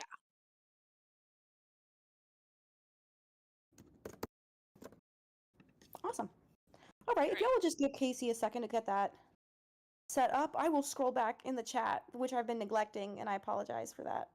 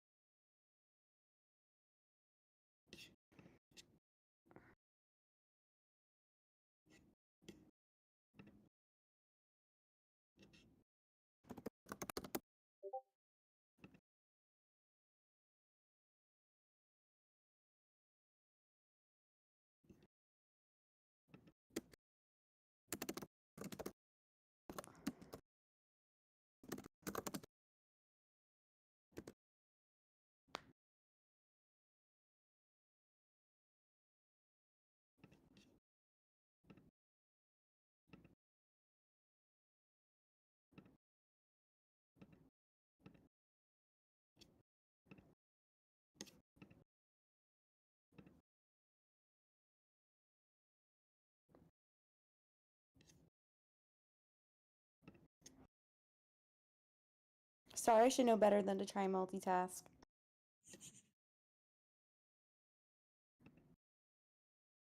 Oh, yeah, I love Spotted Leaf's design.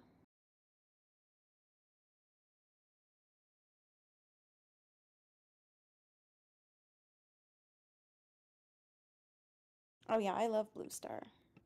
No Blue Star slander in this house.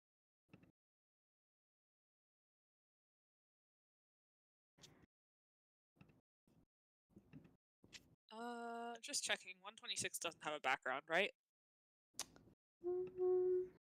Spreadsheet says no. It says there's not one ready, but I just wanted to make sure. No, there's not.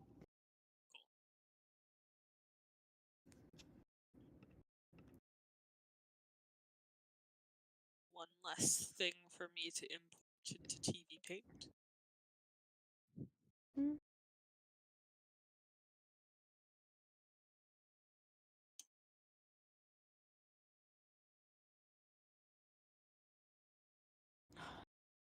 Let me rephrase. Everyone is entitled to their opinions. Just be respectful. I like Blue Star. You do not have to like Blue Star.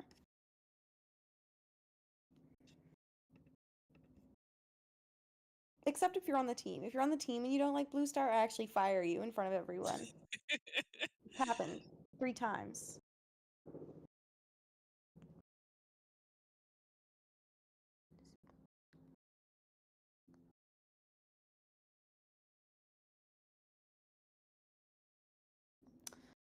Oh, Lionheart, Lionheart, Lionheart, Lionheart. Oh, his. Oh, it's so sad, the boards for the scene. But, I don't think many people are gonna really miss drawing him, to tell you the truth.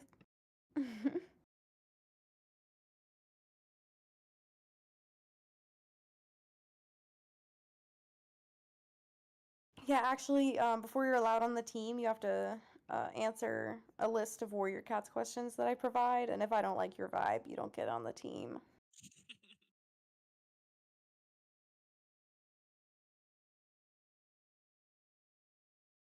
This doesn't have a camera movement, does it?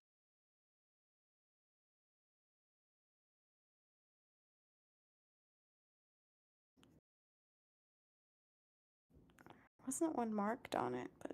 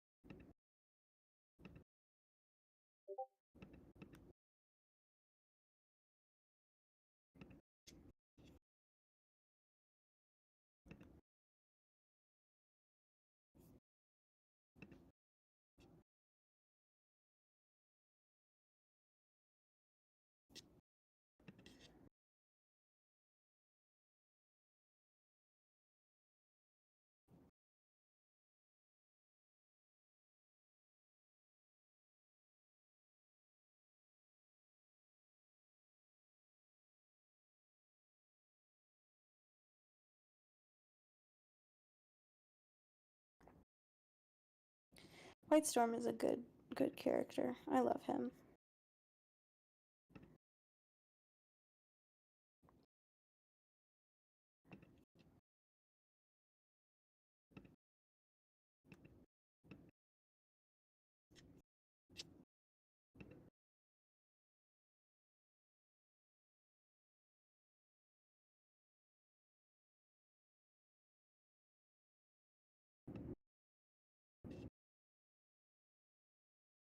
Alright, should be ready to start in just a second. I'm gonna pull up the Goodbye. Thank you for joining. Goodbye. I'm gonna pull up the work in progress for the shot directly after this one, just for my own reference.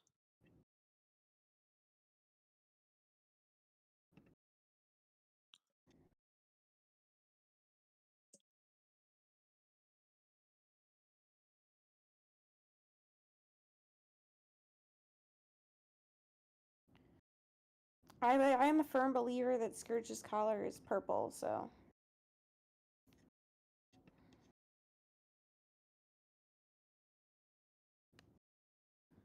Snowkit is not in book 1.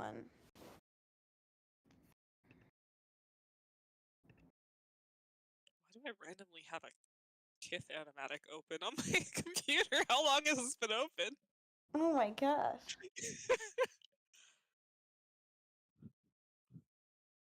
For context, Kith is the show that I work on, and I have been on hiatus for almost 3 months, so I'm not sure how long. I've definitely shut down my computer between. Callie's gonna get you. I think it.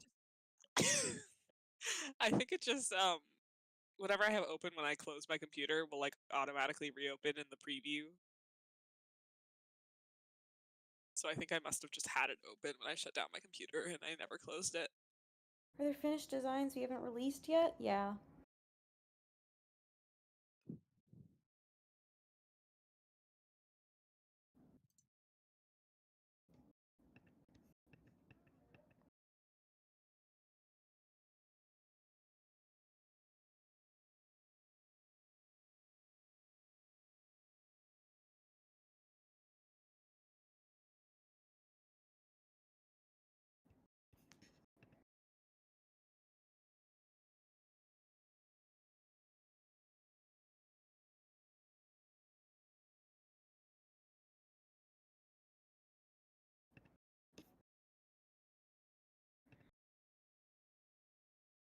Who's your favorite design? I really like Cinderpelt's design. You guys haven't seen them yet, but Silverstream and Princess are also really good. I love them. And I love Blue Star and Spotted Leaf as well. Spotted Leaf has a great design.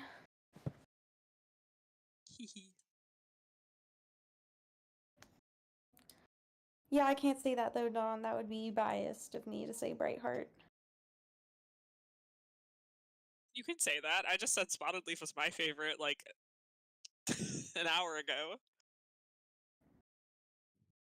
Does every animator on the team use TD Paint, or do we all use what they prefer? Our animators use whatever program they have at their disposal. As long as they can match lines, it doesn't really matter to us.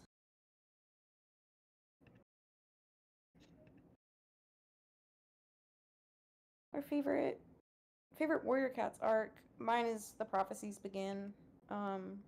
Just can't beat it. But I really liked all the clans.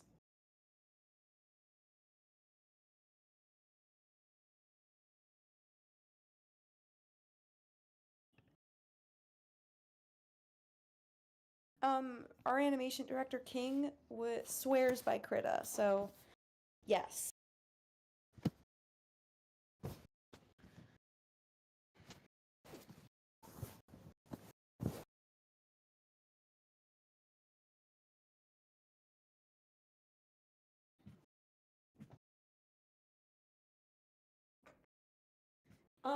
I'm not gonna lie. I used to think my favorite book in the first arc was Forest of Secrets, but I was wrong, and it's actually Fire and Ice. So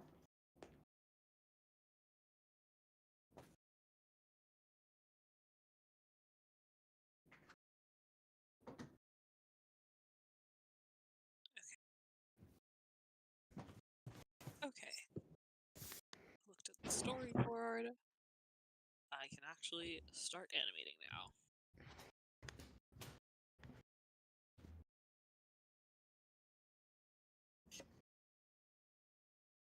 Oh yeah, Clawface does have a great design.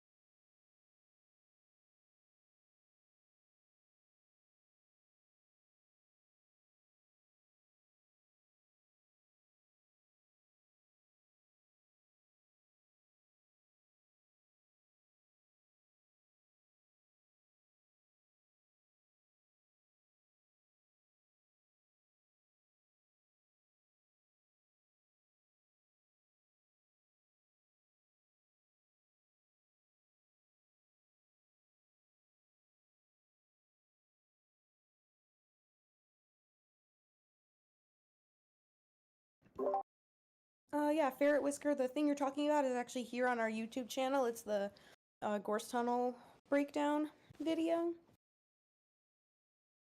You can see how White Storm and Rusty and Lionheart all move very differently. I have to agree, Olivia, the first episode is going to be fire. It's really good. You know, completely unbiased, of course.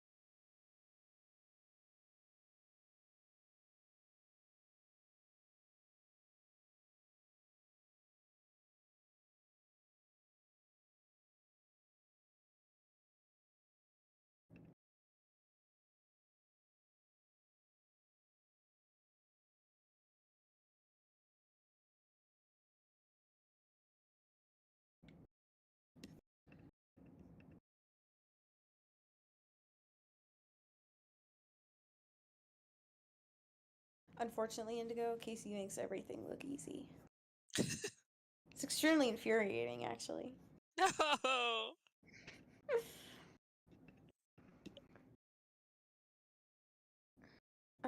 Do we have a design for Redtail? Yeah, he's on our social media if you scroll a bit.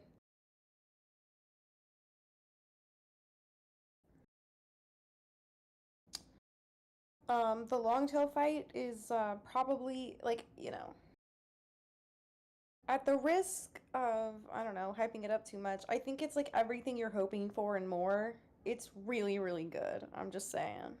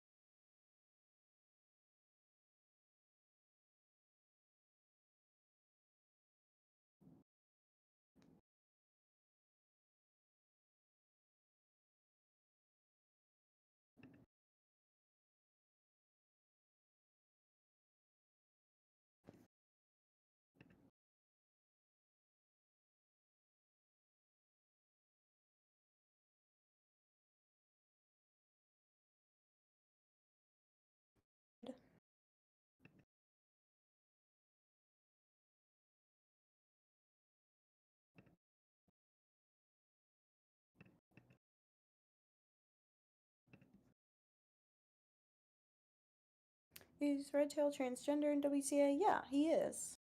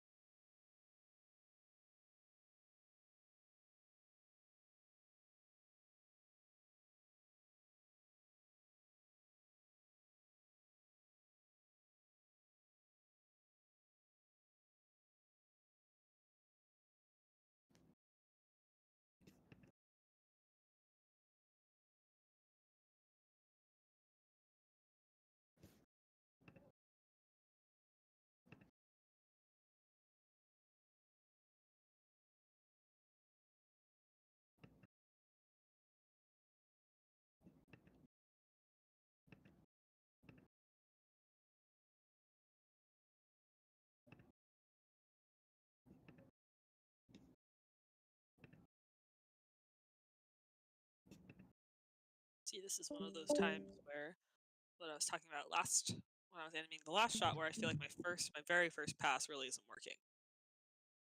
Hmm. So I'm gonna go in even simpler and just do his motion. No nodding, just the walk, just to get the mechanical aspect down. And then I can go in and start acting.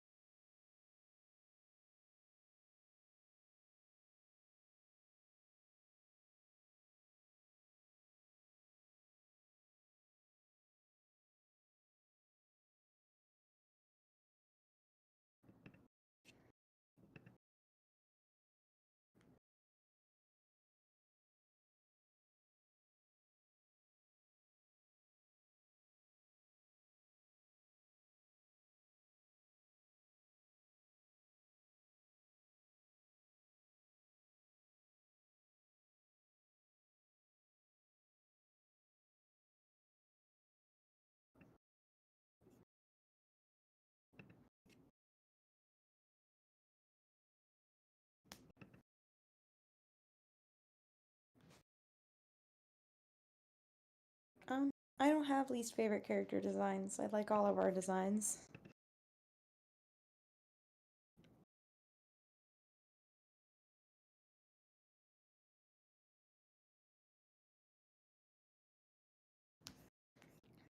I think that would be pretty counterintuitive and also my own fault if I had designs on this project that I didn't like.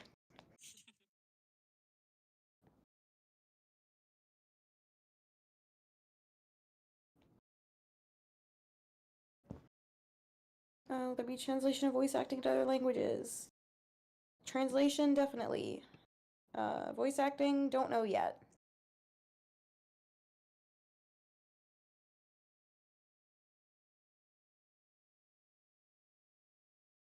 My favorite designs are Cinderpelt, Brightheart, Blue Star, Spotted Leaf. Probably my top 4.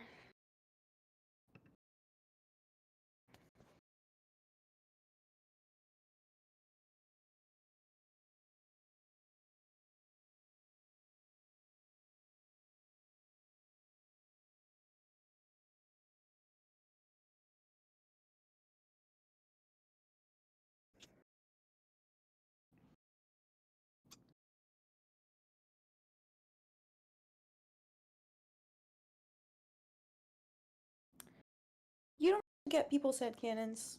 You can still respect them.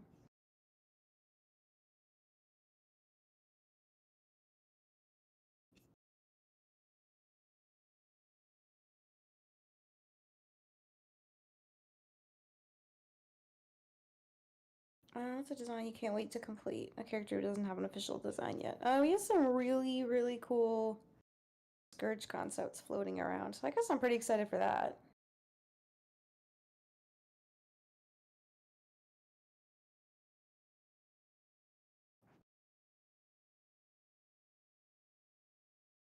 Hi, Alyssa.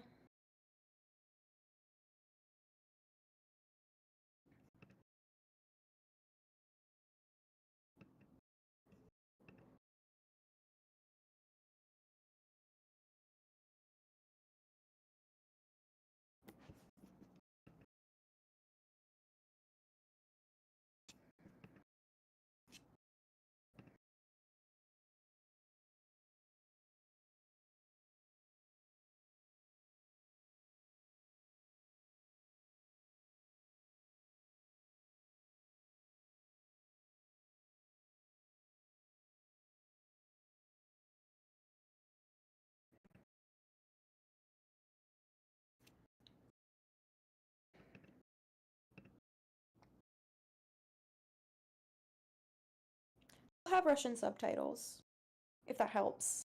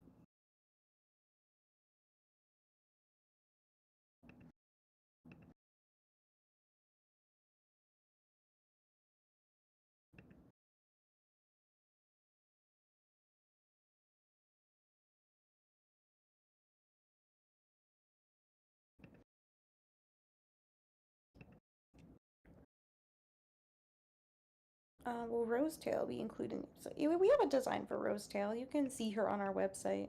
She's around.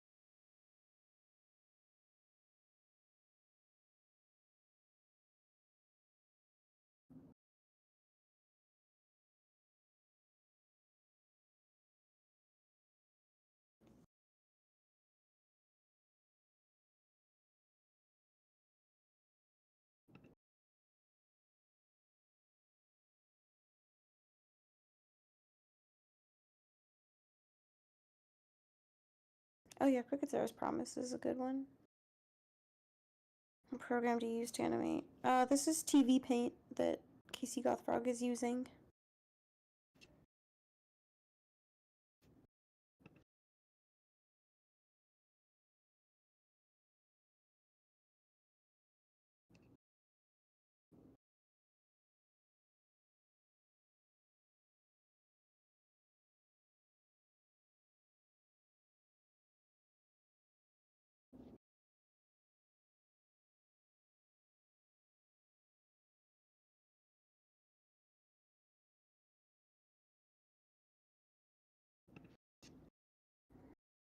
No, TV Paint is not free. Yeah, no, if you're a student, you can get it at a discount. That's what I did. And it is a one-time payment, unlike the other sort of industry standard Toon Boom. But no, it is not free.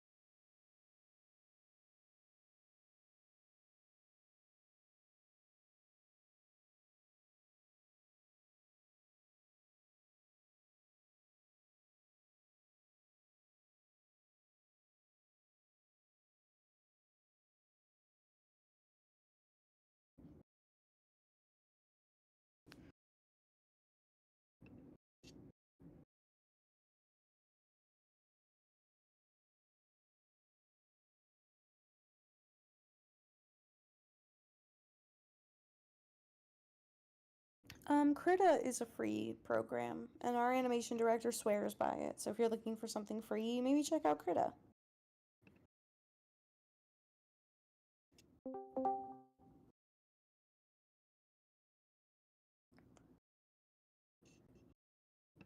Fire Alpaca is also a free program. It does not have as robust of an animation tool set as Krita, but if you're like, it's like pretty basic. If like the idea of like a timeline and all this intimidates you, if you're just looking to like really get into it, it can be a good option. And then as you know learn more advanced things and want to do more, timeline is usually pretty helpful.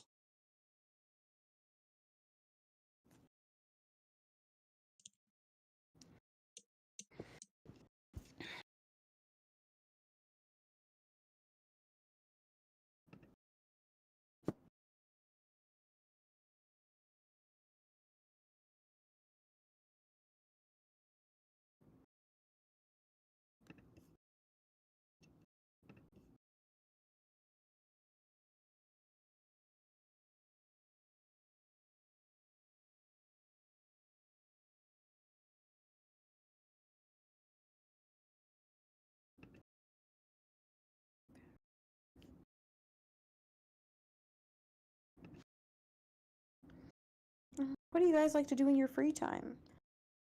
This is what I do in my free time. But yeah, I read, I write. On occasion, I've even been known to draw.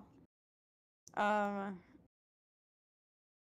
like just going on walks. I've been doing that a lot lately. Before it gets too hot out. Oof, yeah. I like to bird watch. Mm.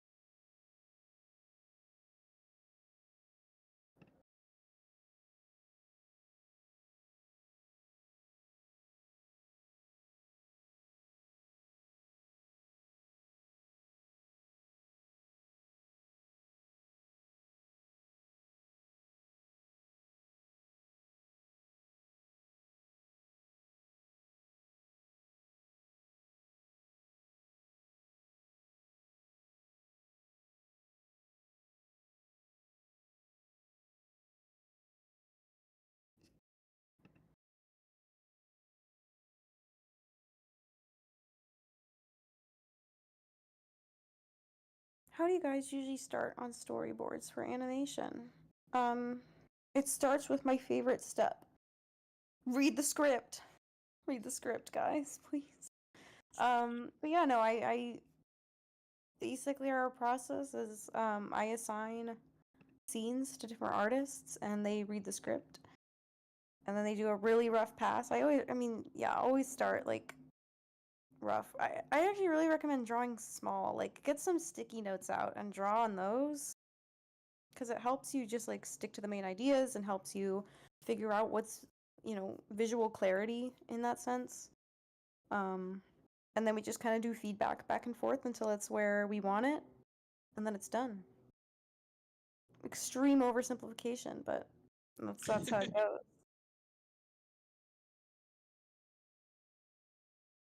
Oh yeah, Alyssa, don't worry. We're having a great time, or we wouldn't be doing it.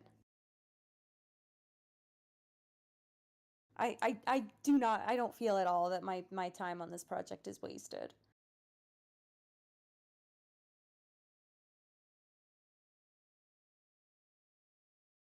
I have to go look at the height chart. Oh my god, Lionheart's gigantic. Yeah, he's pretty big. Star, you have to be much smaller. She's itty bitty, leave her alone. She looks like a she's so teeny. She's a short queen. Mind your business. Hybrid Krita, like we mentioned before, Krita is free. Our animation director King swears by Krita, so try Krita out.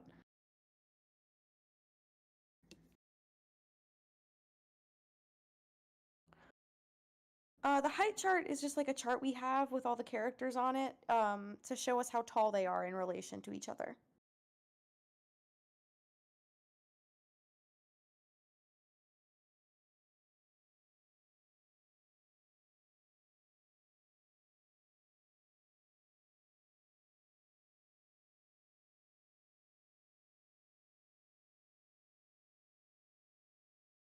Vivas, I really don't want to have to do this, but if you keep harping on about LGBT headcanons and how you don't like them, I will time you out.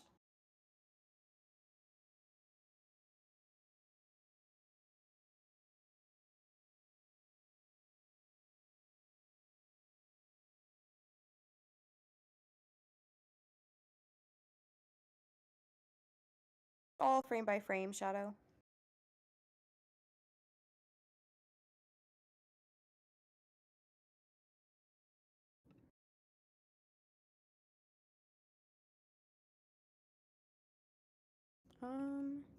Mouse fur is pretty small. Maybe mouse fur.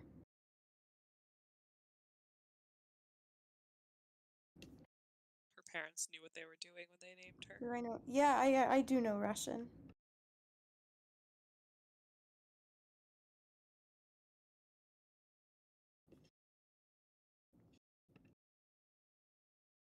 As her name implies, mouse fur is tiny.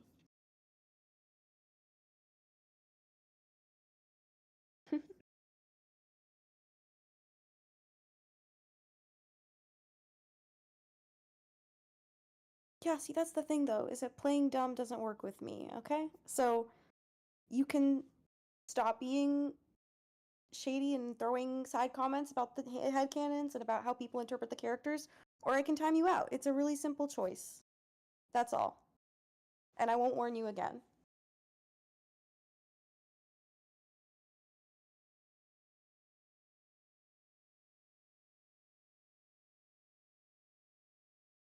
We will be opening applications again at some point. I don't know exactly when. I'm sorry. At some point, just if you just keep an eye on our socials, we always announce when we open, and we're always open for at least a month. So you should have plenty of time. Just make sure you're following us, and then you shouldn't miss it.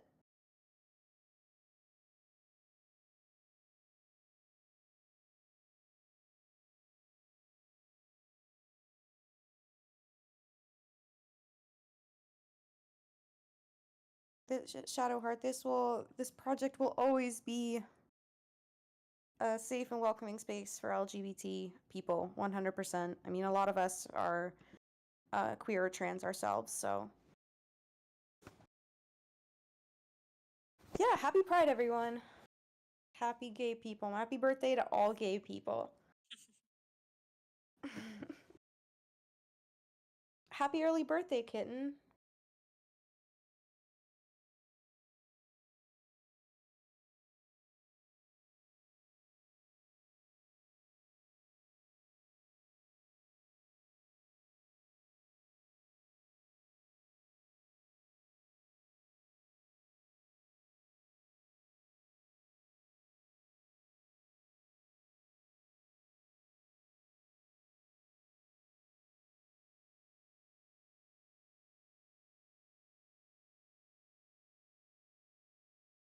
I hope everyone has a very happy and safe Pride.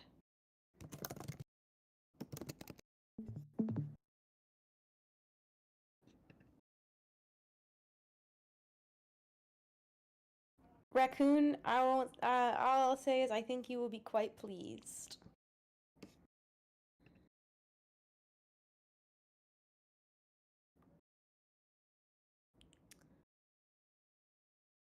Liminal episode standard TV length 12 minutes, or are they closer to 20 minutes? Try 35 to 40 minutes.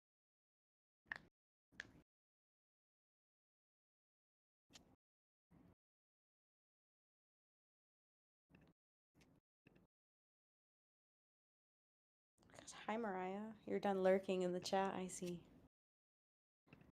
Green.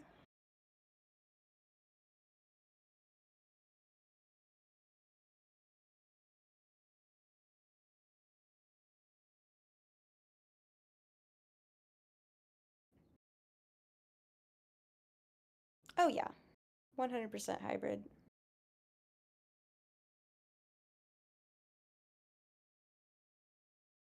Yeah, I've converted everyone. I've swayed them all, and my green agenda is working.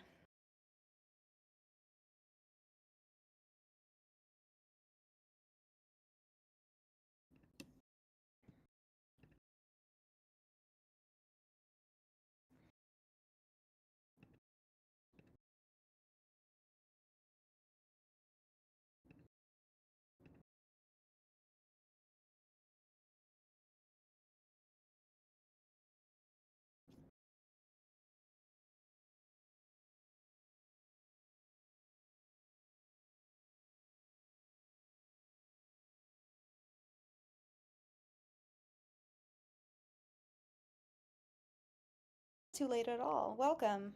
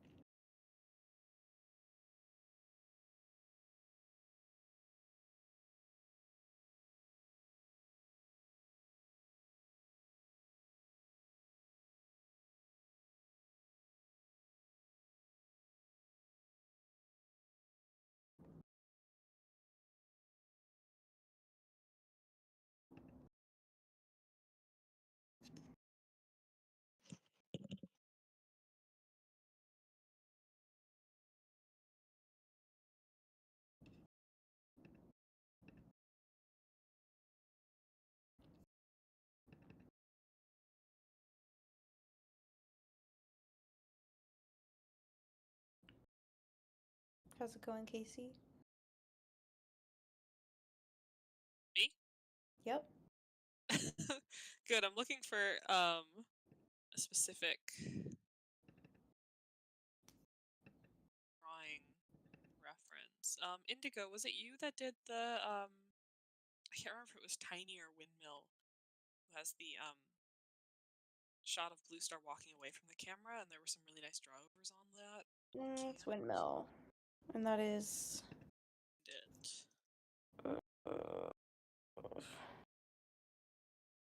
Because I shot 42?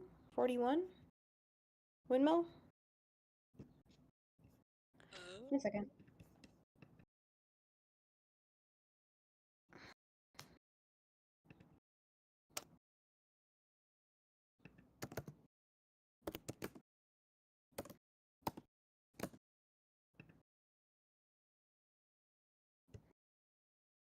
Yeah.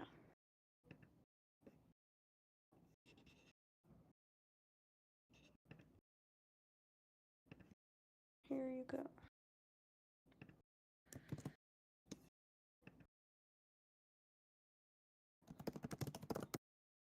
Thank you.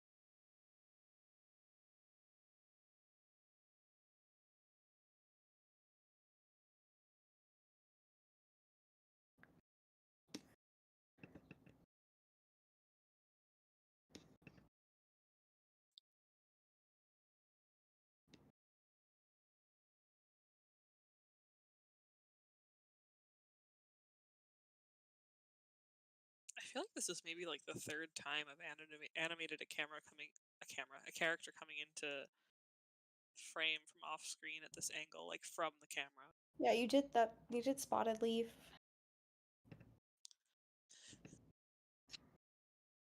Potted Beef. Beef. So I should be good at it by now, but I'm struggling just as much.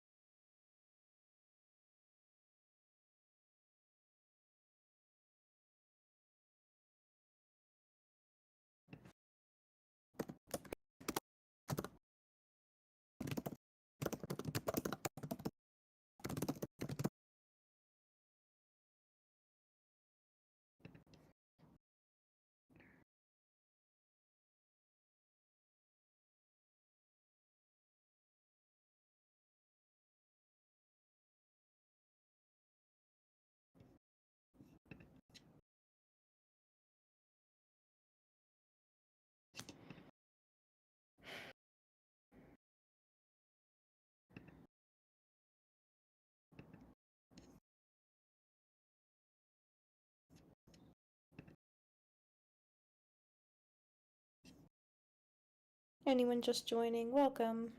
Thank you for stopping by on this Sunday afternoon.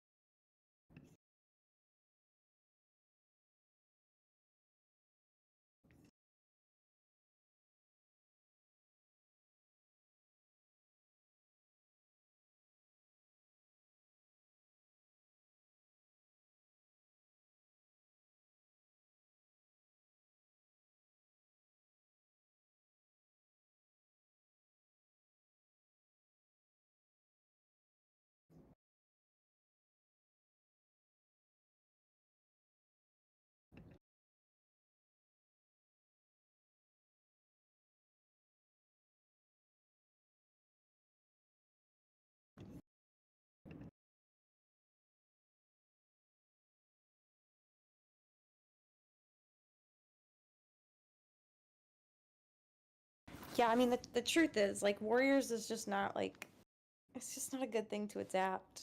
you know, for people who actually who don't care about anything but money, it's not wise. It's hard to adapt. It's hard to market. It's not super popular. Like it's a popular book series. It's not popular enough to like really make them a huge profit in terms of how much money it takes to create animation.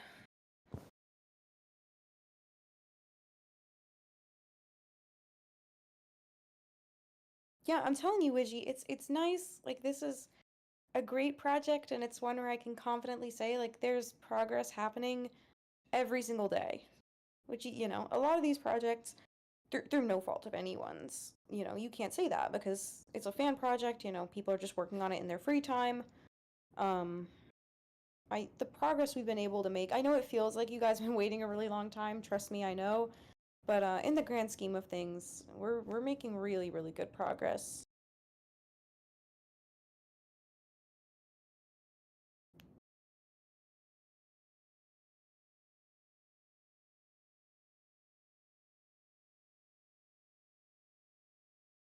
I just don't really want any, I mean, no matter what they put out, assuming they put out anything, which, you know, anyone who knows me knows I have my doubts about. The thing is, it's like I know AI was used in the development on it, so I just, like, you know, I don't really want any part of that. I don't really want to indulge in anything that I know AI was used in the development of. Why should I care to watch something you didn't even care to make?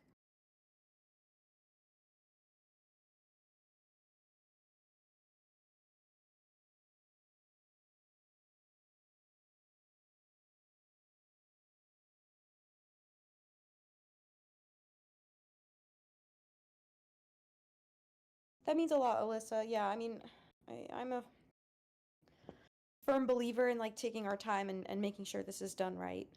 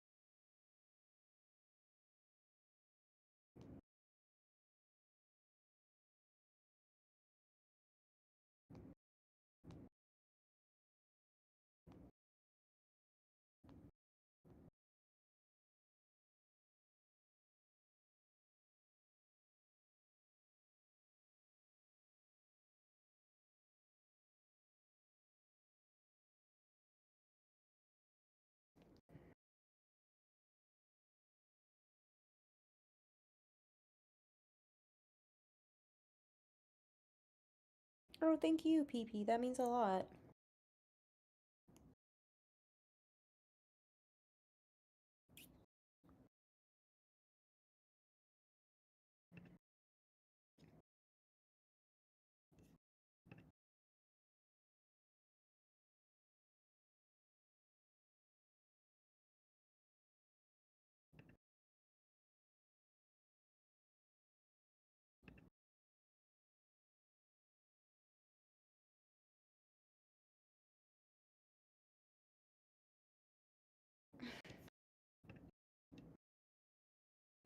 Yeah, they would never hire us to do it. The fact of the matter is, what we're doing, and you know, we're doing it for free, but what the kind of, I mean, the level of detail we're putting in, you know, the fact that we're doing traditional animation, you know, this would be a very expensive show, and it's, you know, unfortunately, with all due respect, what they've shown us is that they just want to do things for as cheap as humanly possible. I mean, look at the merch. You know, they just want cheap. They don't care about good. They care about cheap. And we're not cheap.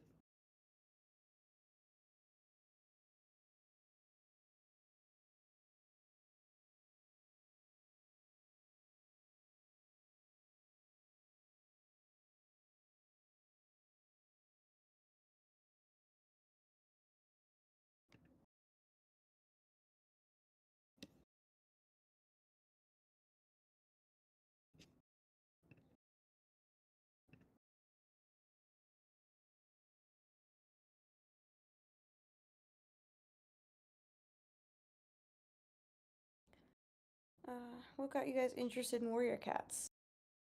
I read the first arc, because I met someone who'd read them and asked me if I read them, and I wanted to have a friend and feel included. So I read the first arc. That was almost 20 years ago, so that was when, like, the new prophecy was just starting to come out. I'm old. Yeah, so I'm one of the people that did actually get into it via the books. I know a lot of people like saw SSF's Warrior Cats or saw some other animation and got into it that way, but I did find it through the books. I read the first arc, and then I just was reading them as they came out ever since then.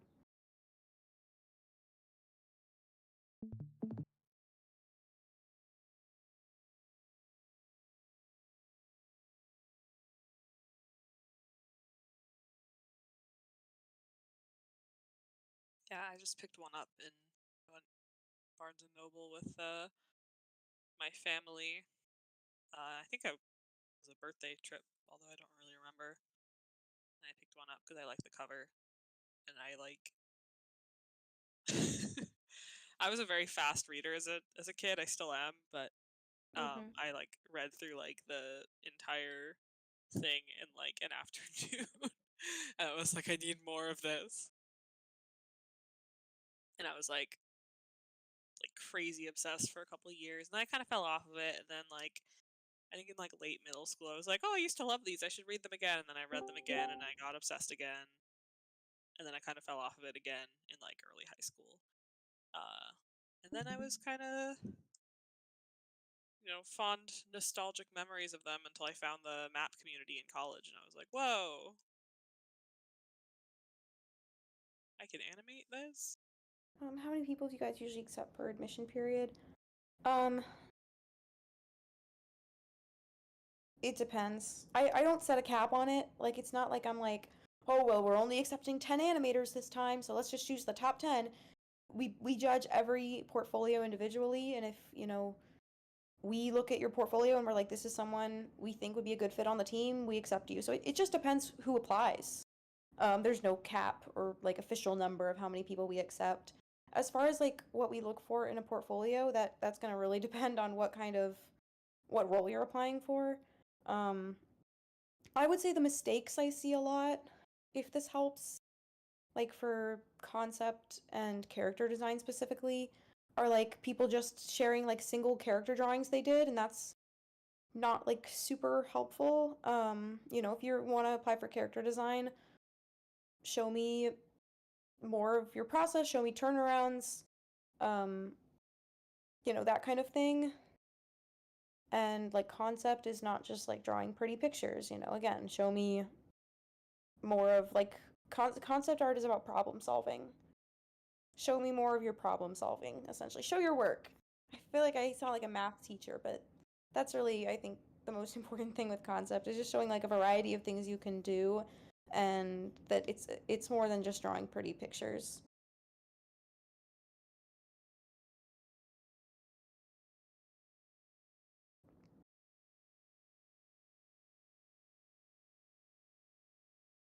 Composition for the animation, do you guys do it by hand or let a program do it for you? Do you mean compositing? If you mean compositing, yeah, we have our compositors do that. They use After Effects, and they do it themselves.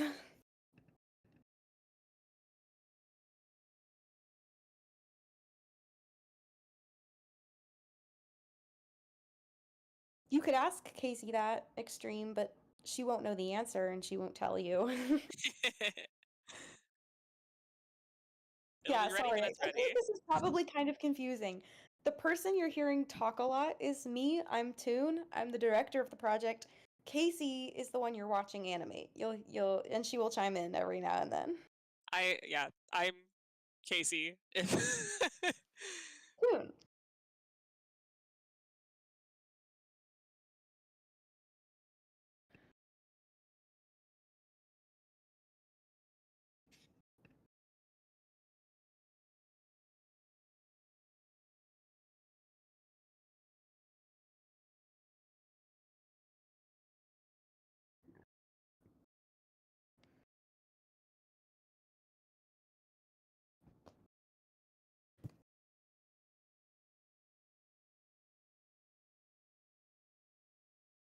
Hello, Bumble.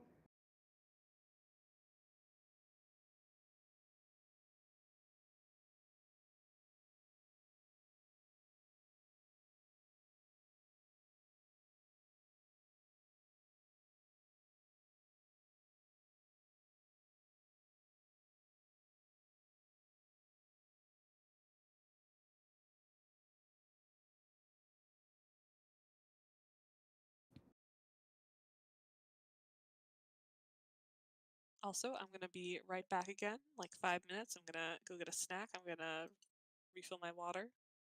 Okay. Be right back.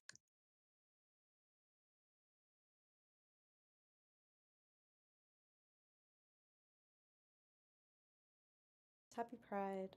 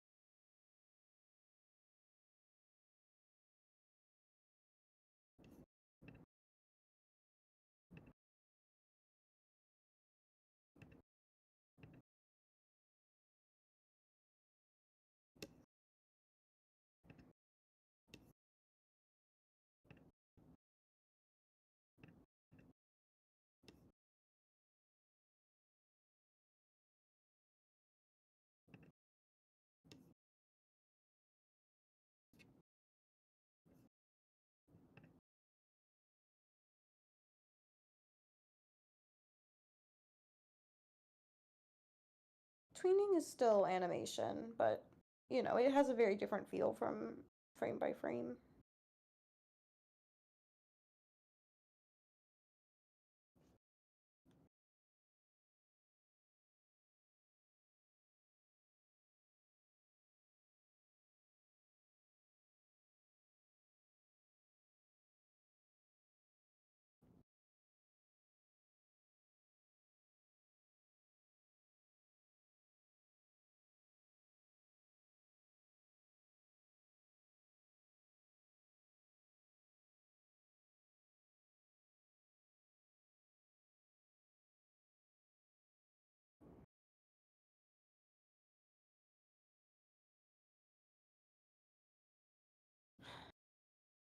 The starlings are outside my window again.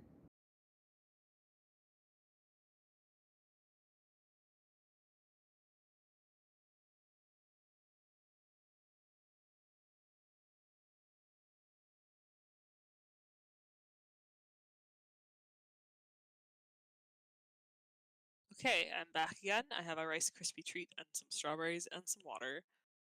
You love to see it. So I will be muted while I snack, unless I have to answer a question. For sure.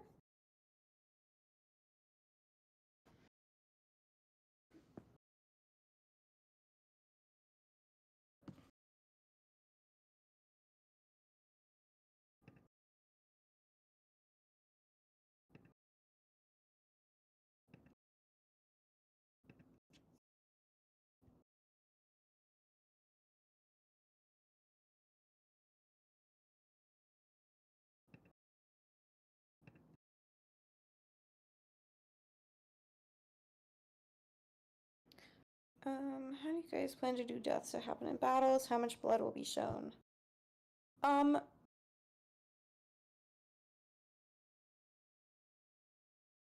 don't know, do I measure that in like quarts or what? It's you know, there's blood. It's warrior cats, there's blood. You know, it's not anything like absurdly excessive or anything, but there's blood, you know. It's warrior cats.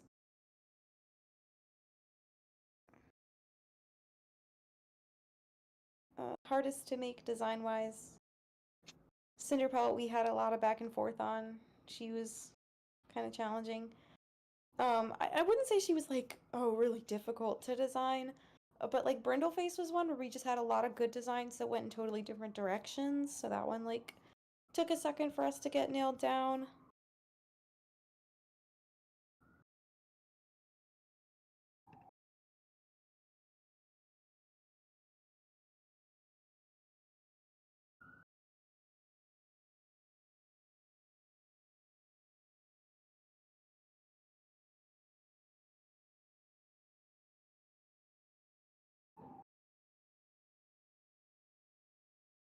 Yeah, the episodes will just be on YouTube, so anywhere where you have access to YouTube, you'll be able to watch them.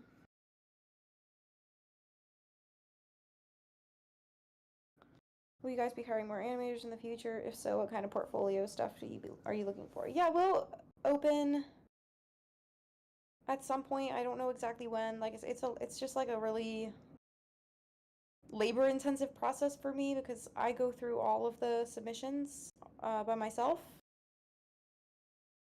and oh yeah, I know you're hearing sirens. I'm in New York City, so you're gonna hear a lot of that. My apologies. But yeah, no, we'll open at some point. I don't know exactly when. We usually open once a year. We'll always announce it on our social media. And then as far as what I look for in portfolios, I think a lot of people think like, oh, well, you must be looking for really good action since it's Warrior Cats. But acting, like really good acting moments in a reel catch my eye way more than action.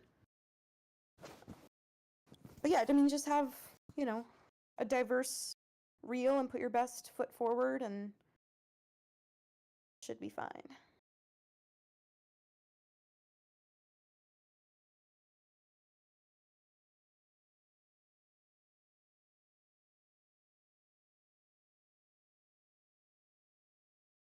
Yeah, kind of the reality of living here. I just get used to it. I like zone it out pretty much. Easiest design.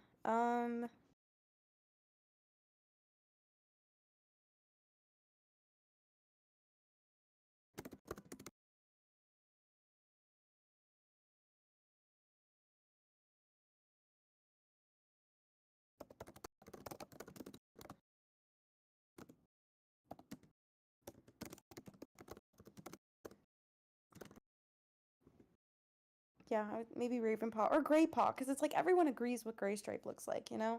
There's not much debate on that.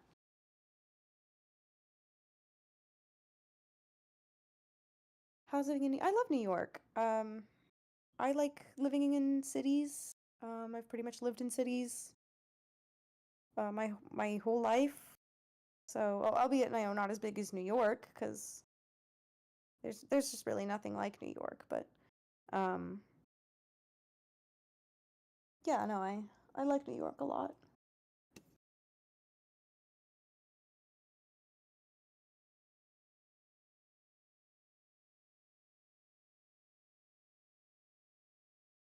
The VA for Gray Stripe is Grant. I don't know. Let's see. Maybe he's around. No, it doesn't look like he's online right now. Yeah, Grant is I think we have his video linked in the description of the first casting call results. But yeah, no, he's great. He's a wonderful, wonderful Greypaw.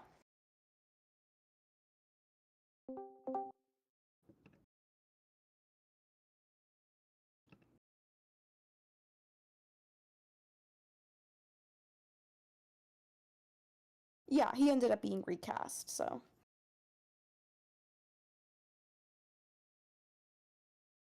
I hardly see how it was last minute, but yeah, no, it was just a recasting. And it's not something we need to get into on a live stream.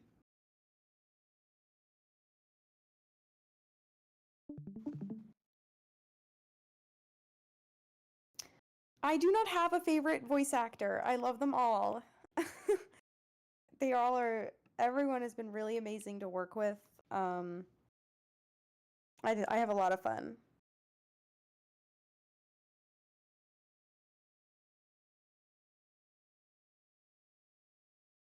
McLeod's really fun to work with, Alyssa. I always find the I understand why people say it. I always find the verbiage really funny, and when people are like, "Oh, you got him," I can't believe you got, and it's like I wasn't. I mean, I wasn't expecting it myself. What happened essentially was, his account was under a completely different name, so I literally just like I started the audition and I was just listening. I'd been listening to, dozens of these at this point, and he started talking and he's like, "Yeah, my name's McLeod Andrews. I do the audiobooks for the series. So this looked like fun and I wanted to audition." And I was like, "Oh, no way." Um yeah, I mean he did it completely of his own volition. I actually hadn't even listened to the audiobooks when I was doing that casting process.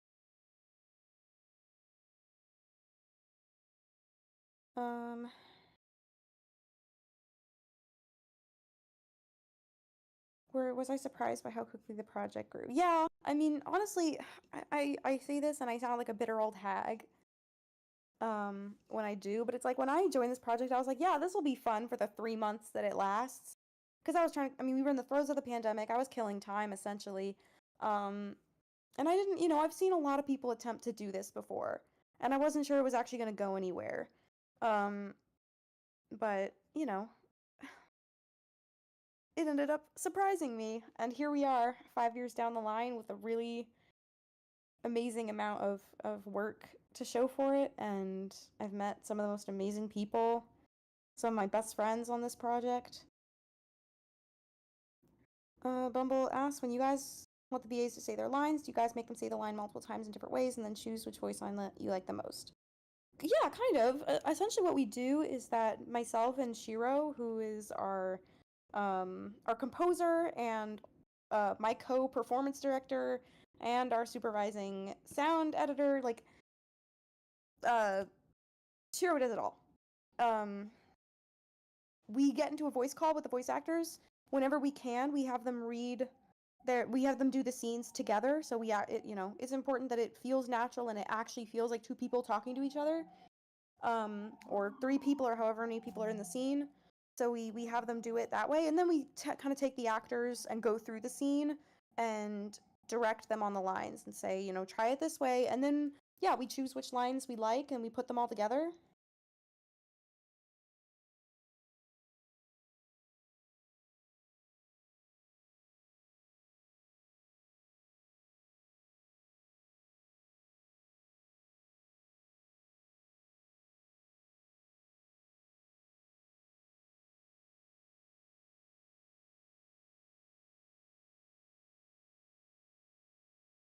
McLeod is great. He's wonderful to work with.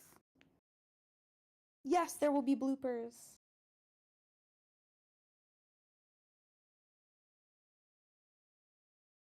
We have some really fun ones already.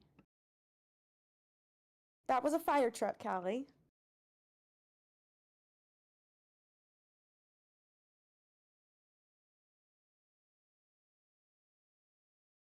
Oh yeah, there's a whole thing with the audiobooks. It's McLeod is doing a lot of other really cool things. So, he's been doing those books for a long time.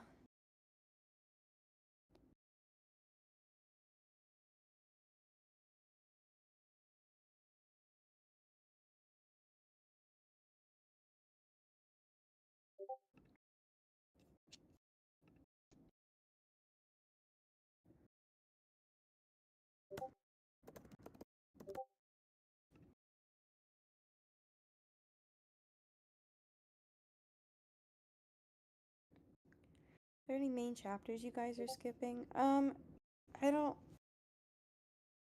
Yeah, I mean, there's gonna be stuff that gets. There was stuff that was removed. There's stuff that's added. There's stuff that's changed. It's like it's not unfortunate. It's like when you're adapting something, it's not as easy as saying, "Oh, well, this chapter's gone and this chapter's gone," but everything else, it's not like that cut and dry, unfortunately.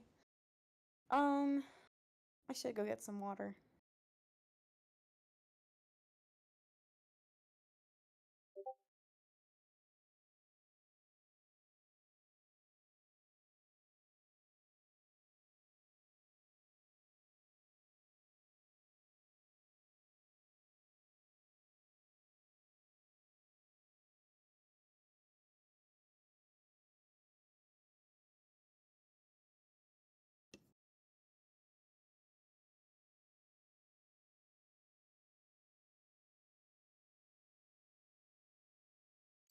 most of my snack and I can unmute now. Yay.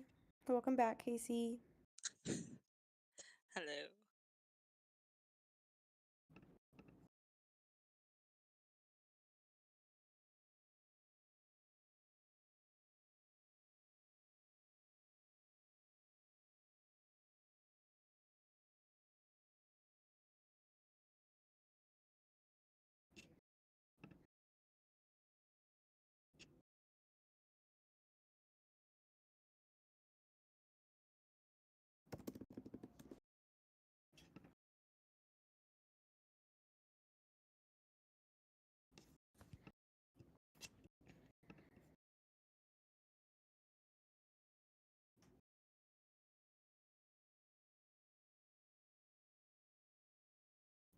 You know, it's nice going through and like getting to explore and make the story our own and change things we wish had been different and the like.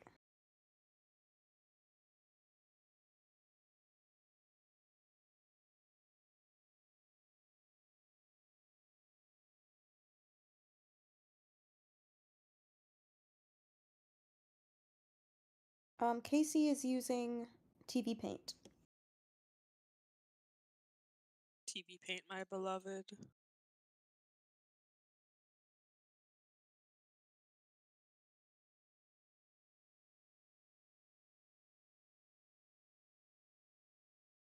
Bumble, thank you for stopping in.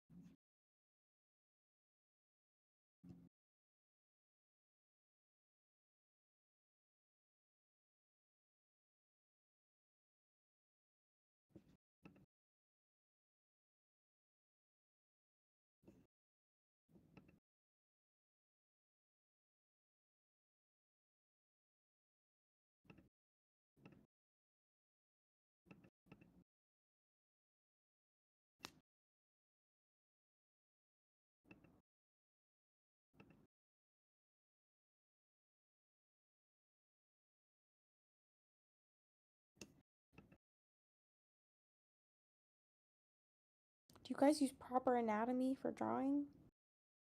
Yes? Yeah?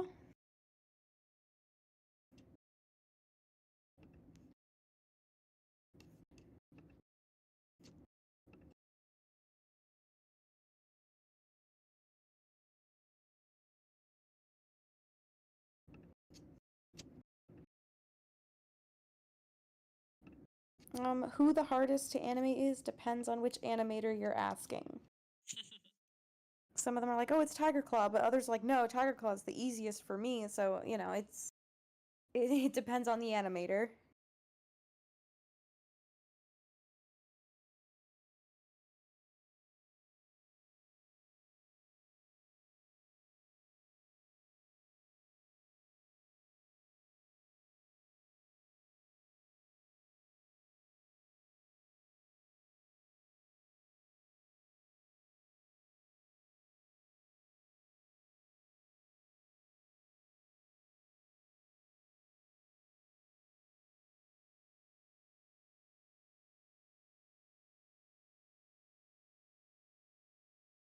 Will there be original music for the series? Yes. We have a really, really great composer. I wish Shiro was here. We all wish Shiro were here.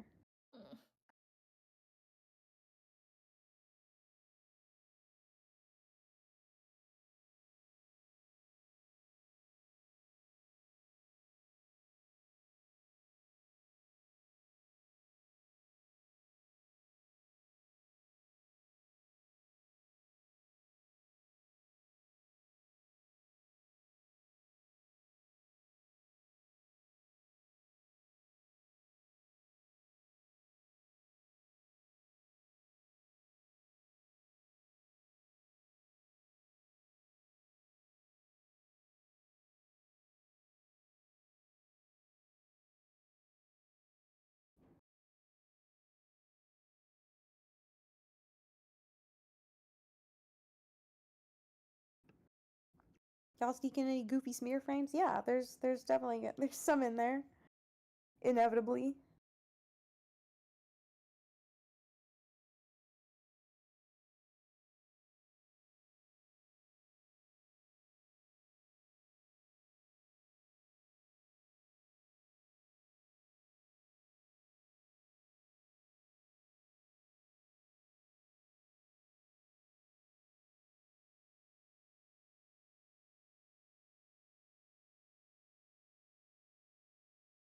Barley does not have a mustache. Lionheart does his mustache at the same time Whitestorm does his eyebrows.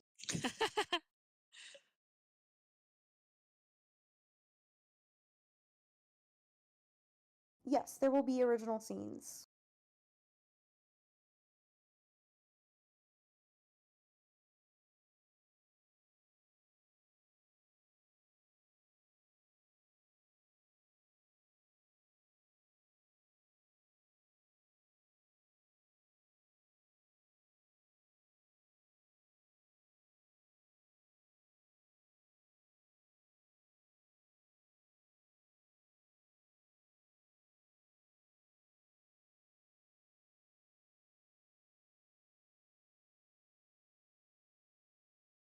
Has this show changed the way you view certain characters?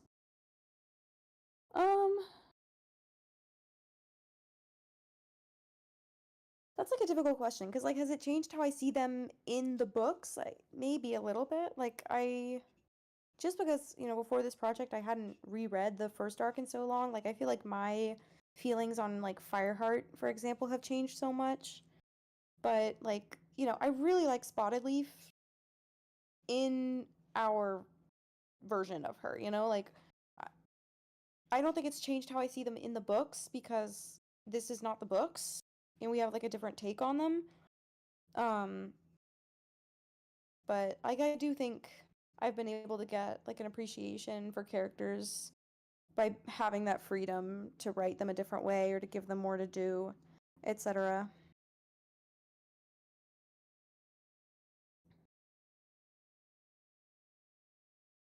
For your question, Polar, we're working on, we're at different stages of episodes, like we're working on them simultaneously. So while we're doing the animation and the backgrounds for episode 1, episodes 2 and 3 we're doing storyboards for those right now, and then we're working on we're ready to start storyboards on episode 4 as well. So it's like it's not like, oh, once one is done, we start on the next one. We're kind of we're keeping momentum by kind of doing it all simultaneously.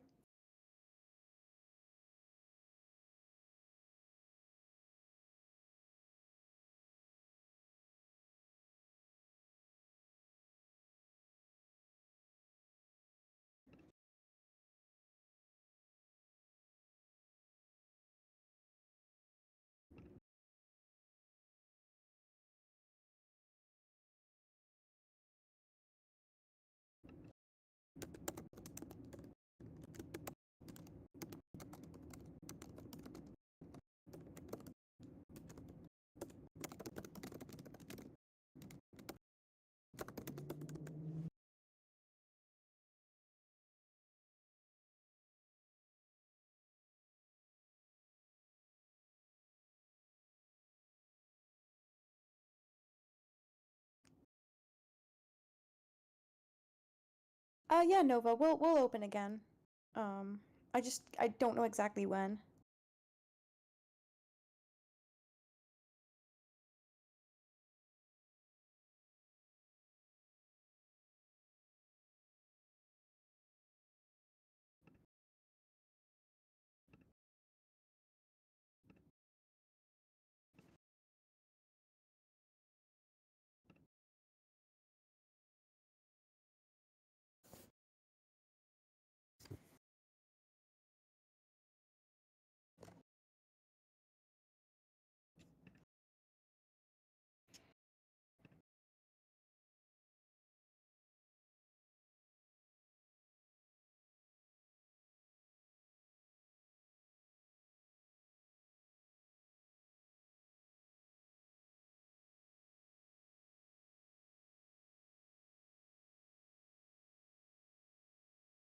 Hello, welcome new people.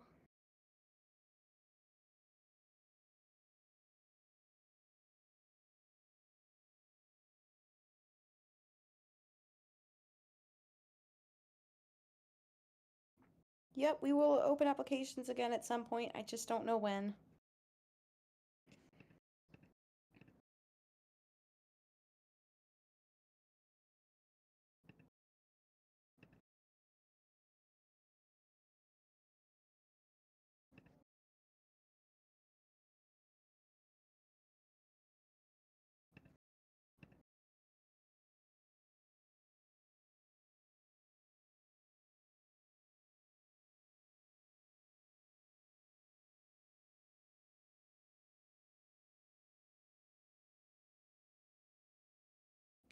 Yeah, there will be other casting calls for voice actors too. Again, they will happen. I just don't know when.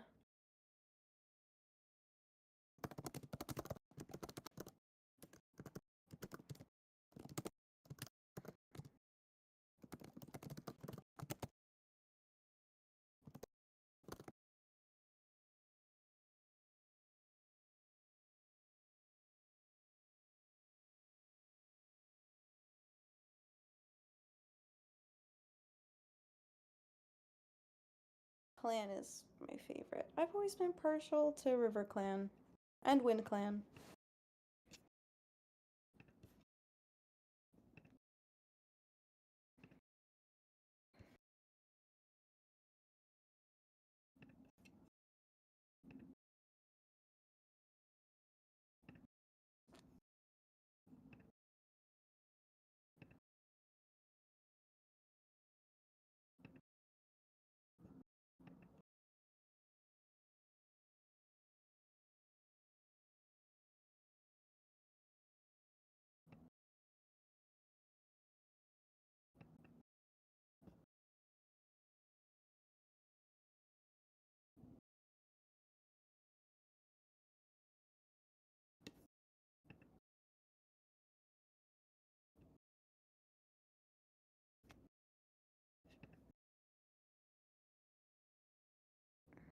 Nope, it is a surprise.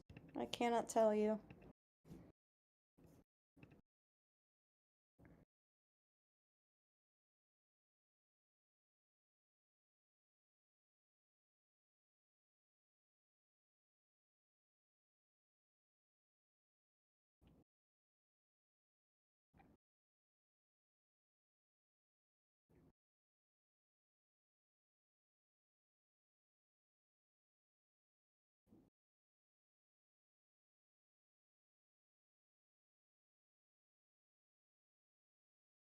Oh, thank you, Swishy Seal.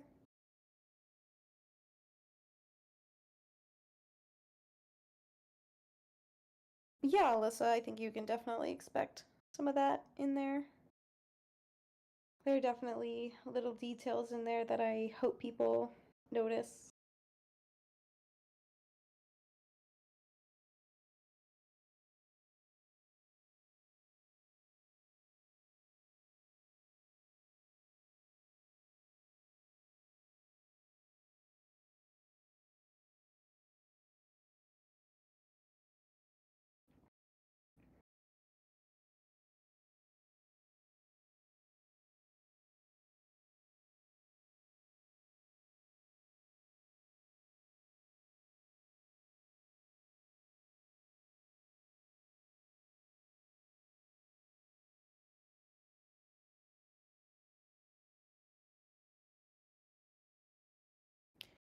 Yep, I'm just here to manage the chat and answer questions, and I'm just kind of working on stuff over on my end, and then my good friend Casey Gothfrog is the one animating right now.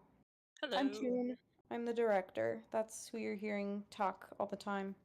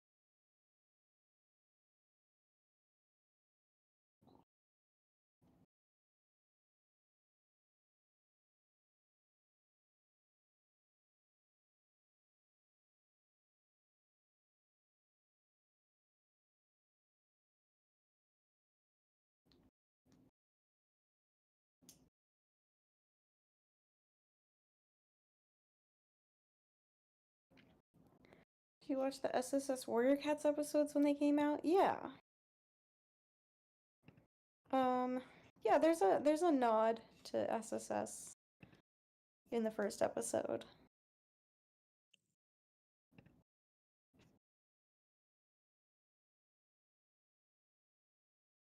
We do have at least one team member who worked on that back in the day.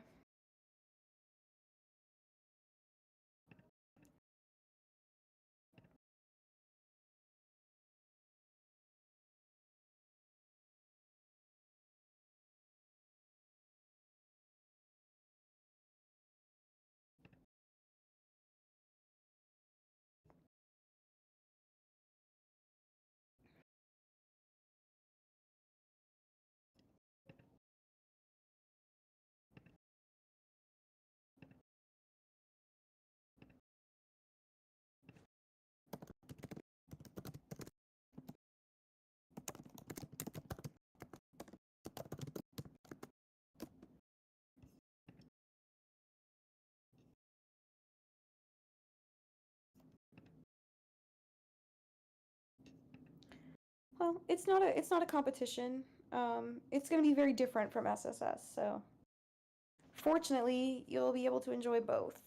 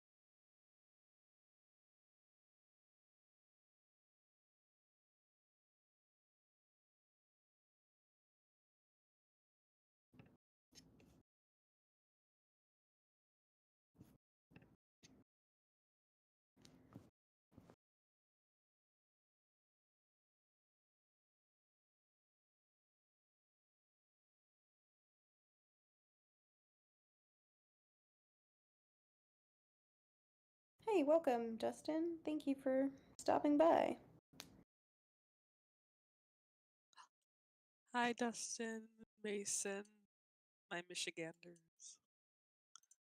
Oh my gosh, no way.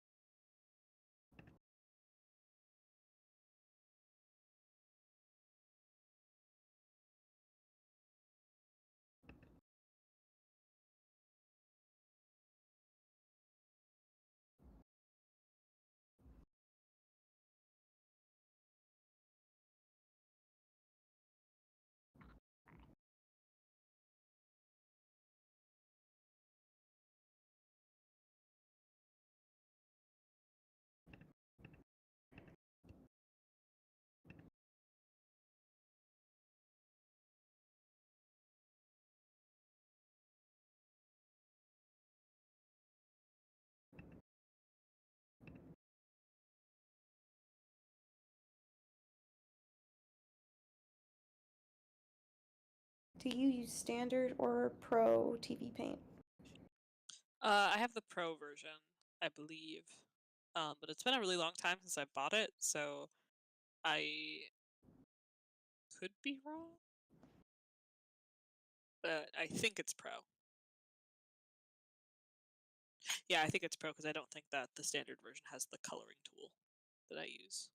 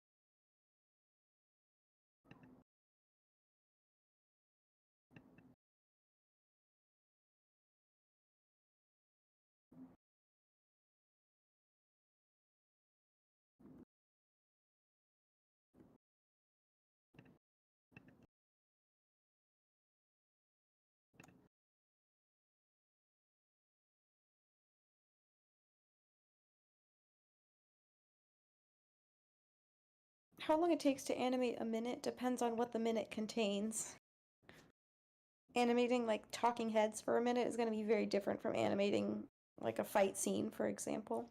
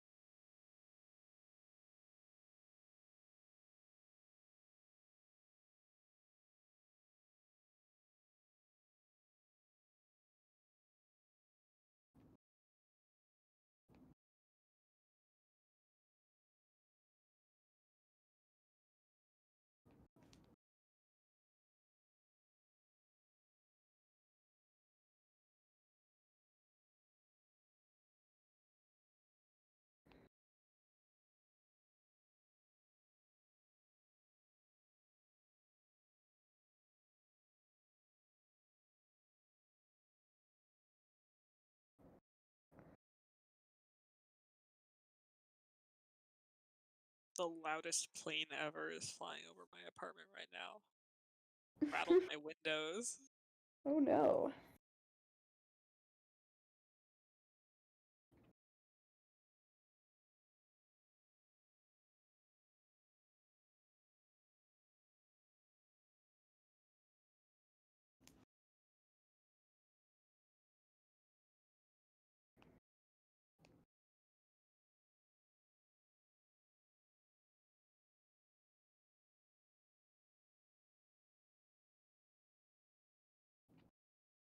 Polar, if you were 7 when you read Winds of Change, and I'm assuming you read it upon release, you are not old enough to be here right now.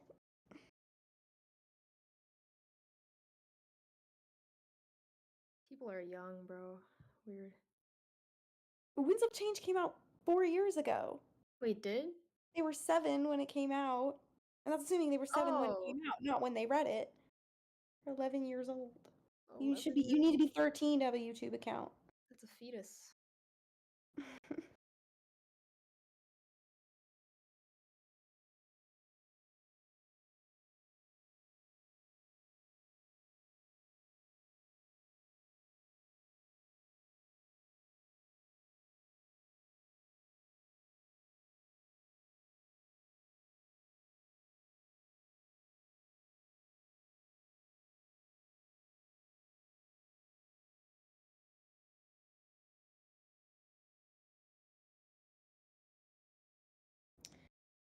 Yeah, Dustin earlier song was like, "Oh my gosh, I hear sirens." I'm like, "Yeah, that's just how it goes."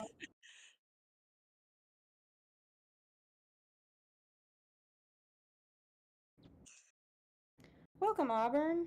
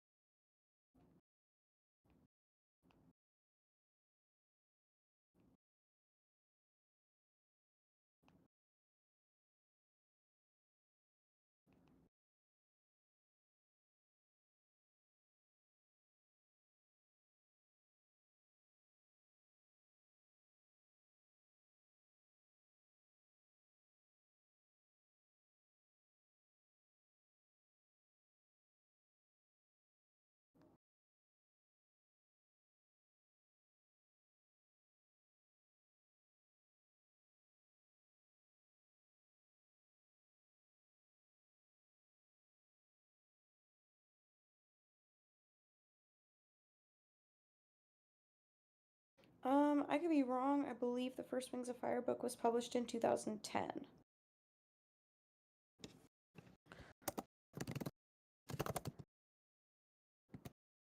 Let's check.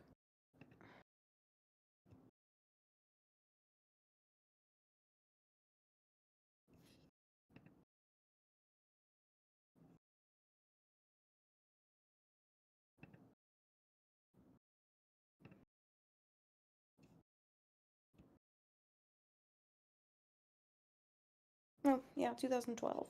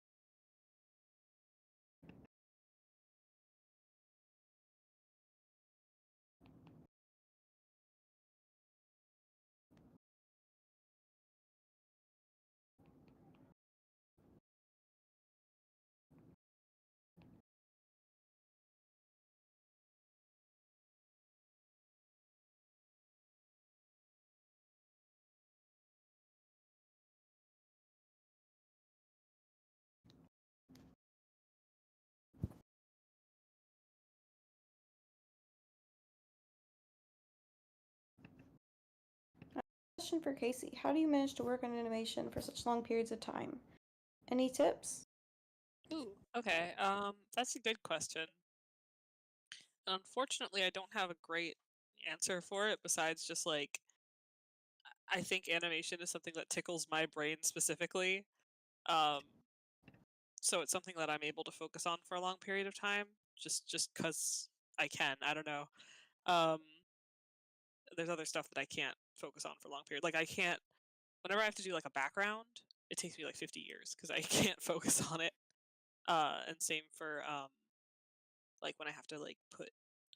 Tune can attest to this. When I have to put my storyboards in the format, it takes me a really long time. And I think honestly, it's just because I like it. Like I like the process of animating. So when I sit down to do it, I'm having a good time and I am able to do it for a long time. It also helps, for me at least, to have a bunch of different projects I can bounce between if one is not really doing it for me at the time or if I get stuck.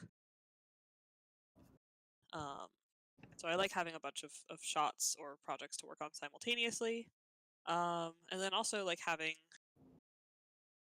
like basically not having reasons to get up and get distracted, I think is also helpful. So it's like I have my water here, I have my little bowl of strawberries, and so I don't need to get up to like run to the kitchen or anything anytime soon. Wish I had a better answer though, other than just like get really obsessed with it.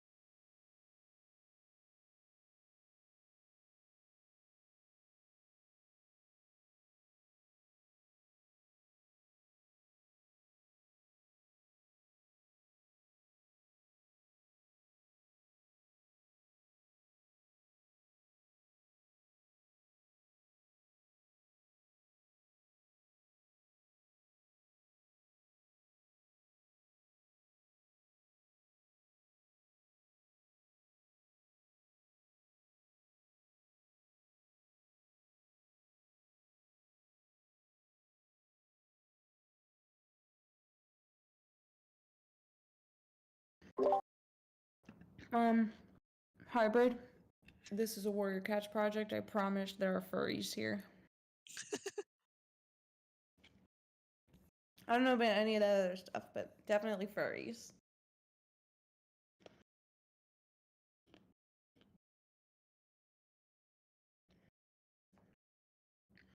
Wish I could do voice acting. I don't have any audio equipment. We were actually talking about this earlier, and I'm a big believer that you don't need to have a fancy microphone. It helps, but like when you're first starting out, it's way more important to have a treated space. So if you can if you have a closet you can go into, or if you can hang blankets up on the walls, or hell, I mean, throw a blanket over your head, you could record on your phone and get something that actually sounds pretty good. So when you're first starting out and you're trying to figure out if you like voice acting, before you throw a bunch of money onto a mic, just worry about the space. Because the best mic in the world can't help you if you don't have a good space to record in.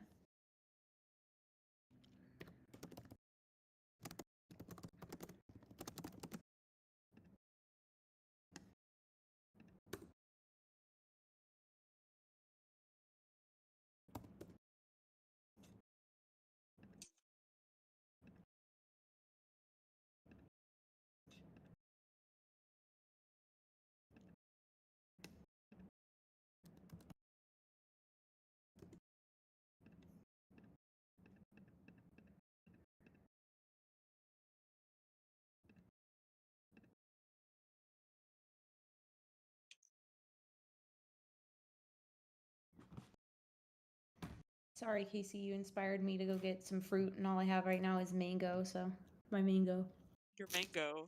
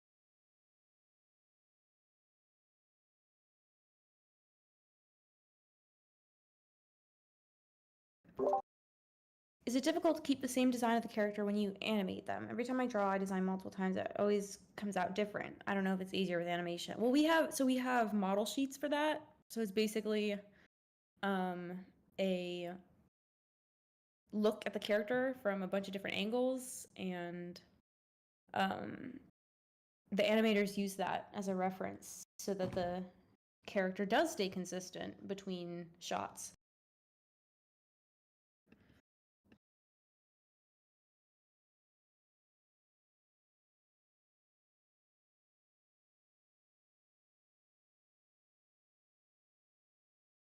And part of keeping a character on model is just practice. As you get used to drawing the character, it becomes easier. And you could kind of develop a shorthand for roughs. Like, I've never animated Lionheart before, so he's a little more difficult for me right now, as opposed to like Blue Star or Fireheart.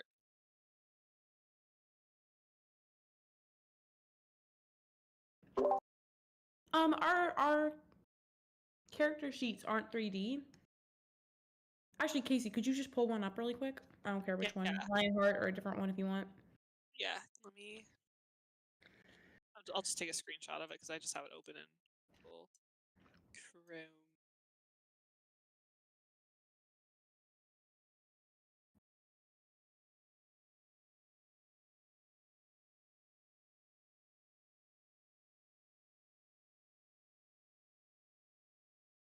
So these are higher quality.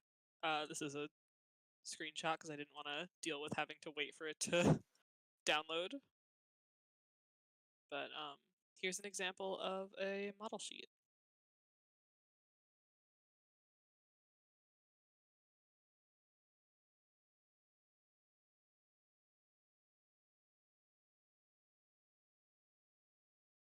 So as you can see, we've got all these.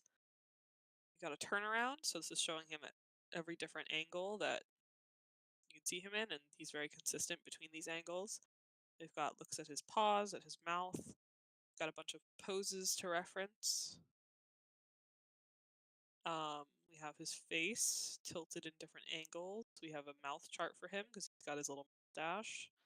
We've got some expressions, and we have his height compared to Firepaw. And we have these running poses. So quite comprehensive. His is a little bit more filled out than most, I want to say. Like, he's got an extra couple head angles that most of the characters don't have. Just because he's a little harder to, a little harder to visualize how he turns in 3D, I think, because of all of his hair.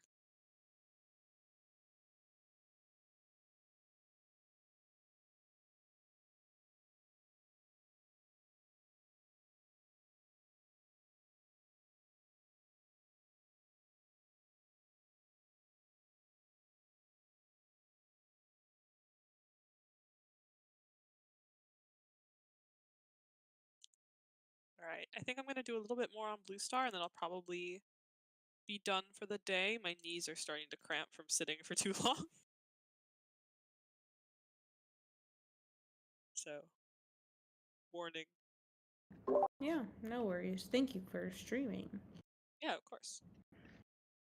Excited to see more Blue Star. Me too. I imagine I'm gonna have to redo her a couple of times. Just because this is a rough angle. And she doesn't have a ton of time to get into the position. Like I'm already having her come in pretty early compared to when she comes into the boards.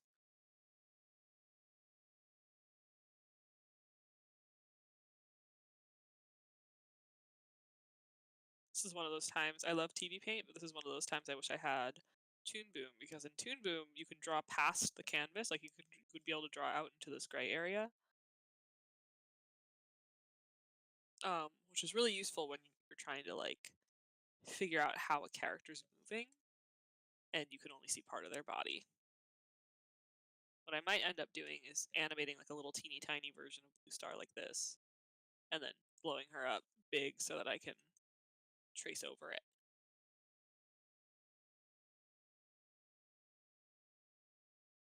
But I will do a rough first pass.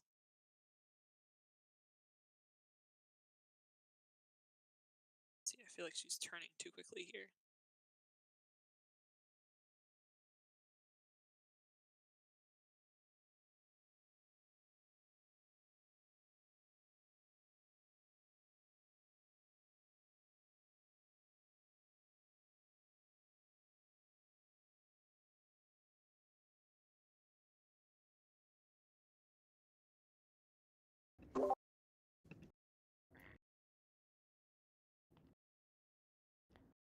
Oh, nice. Good luck with your Warrior Cats designs.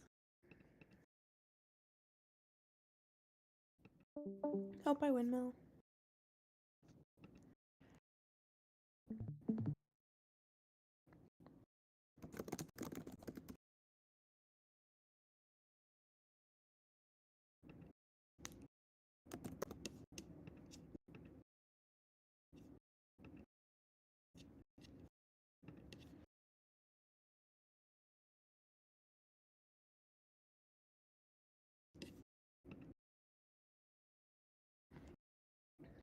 When you animate speech, do you guys listen to the recordings of the VA to match the mouth with the words? Yeah. Hence why it is Yes. called lip syncing.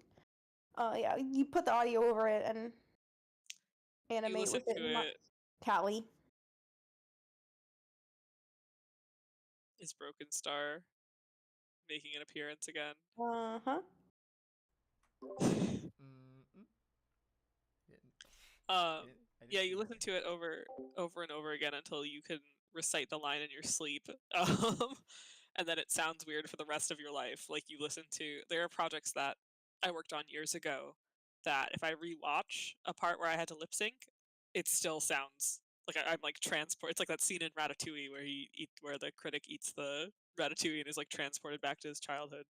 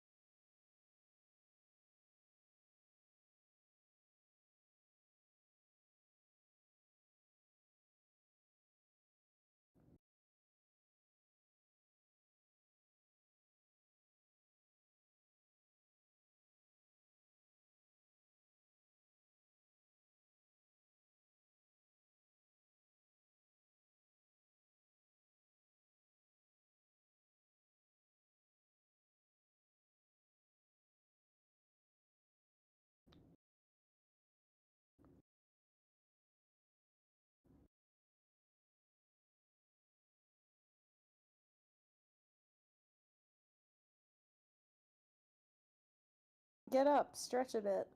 It's good to do.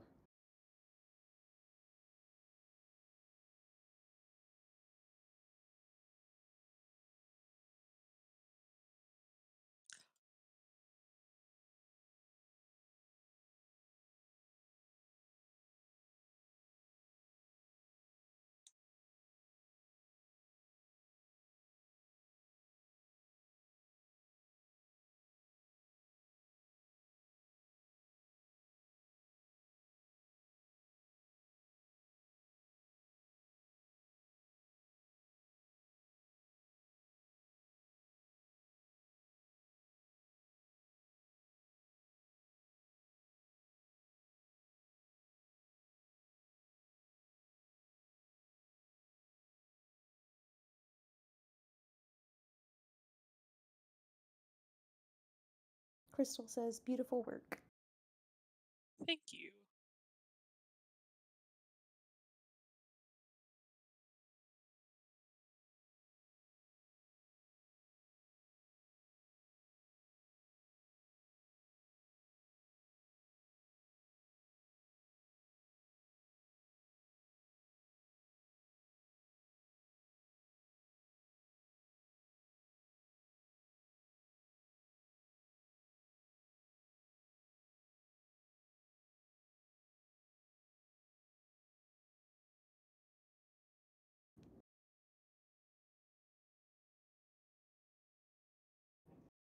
How do you deal with falling into a creative slump where you can't draw or write anything?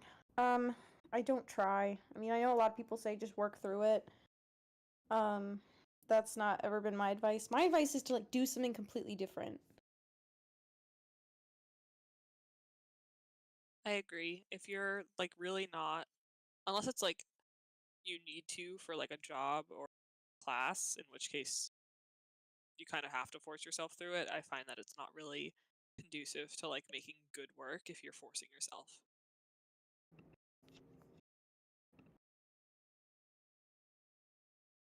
Yeah, I mean, and that can mean, you know, when I say do something completely different, like I mean like try like a different kind of art or try, you know, a form of exercise. Just like go for a walk. Go people watch somewhere. Just do something that's not art or in the pursuit of art. You know, your brain needs a break sometimes. It doesn't, it's not like a sign that you're not a good artist or that like, you know, it's not really an indicator of anything. It's just your brain needs a break. Everyone's brains need to do other things. It's always good to have other things besides your art.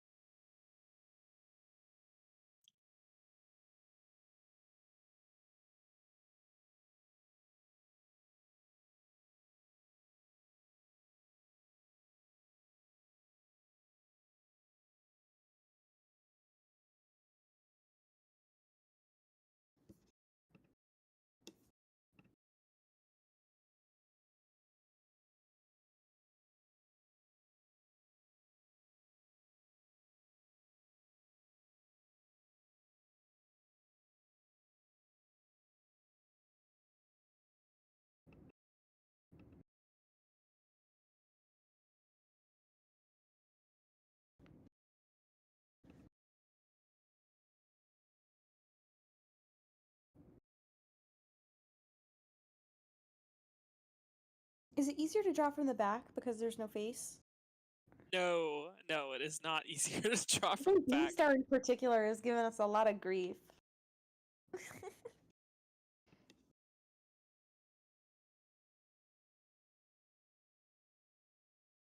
Yeah, no, she's got like this really like three-dimensional like pointy mane that's really, really difficult to get a handle on from the back.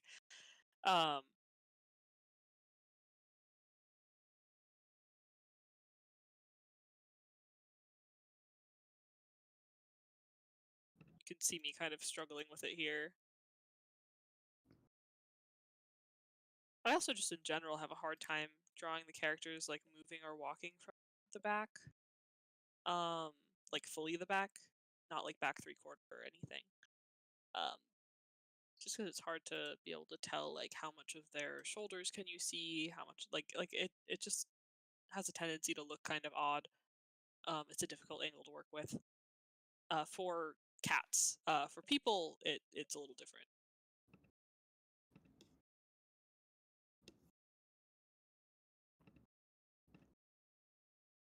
Yeah, I'm not sure how much more I'm gonna get done on Blue Star today.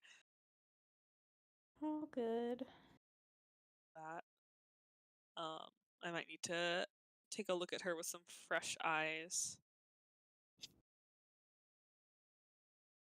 Did get a fair amount of a lion heart done, so that's nice. Yeah.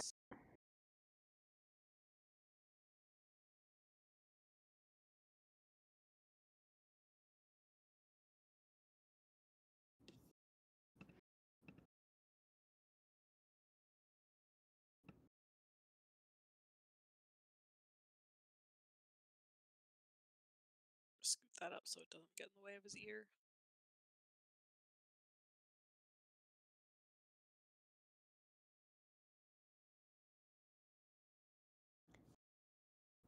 Do you plan on streaming more? I mean, in terms of like today, no, but in general, yeah. We definitely want to stream here a little more frequently. The past couple months were just really, really busy.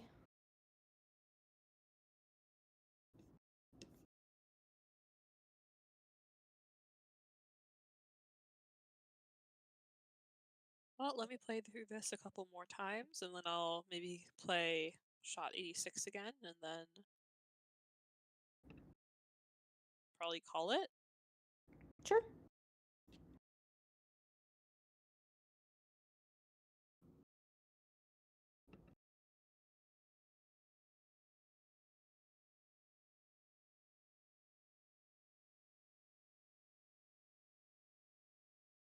So that's this shot.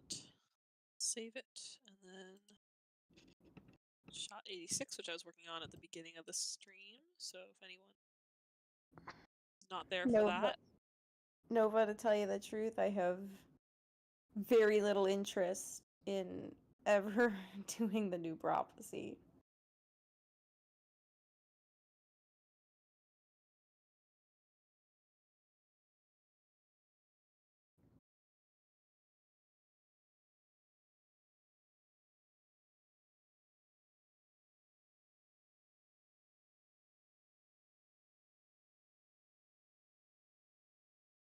yeah, that's what we got done today here in WCAnimated land. Yeah, thank you guys so much for coming to the And stream. thank you for coming. Hope you enjoyed it.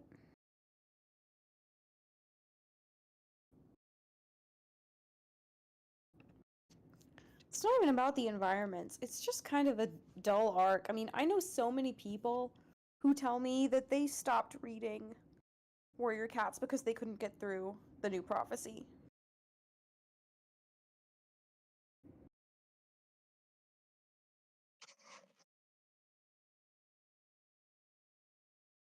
Yeah, thank you guys for being here.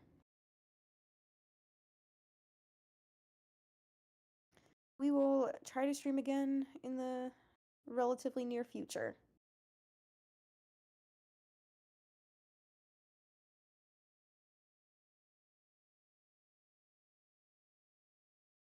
Thank you so much.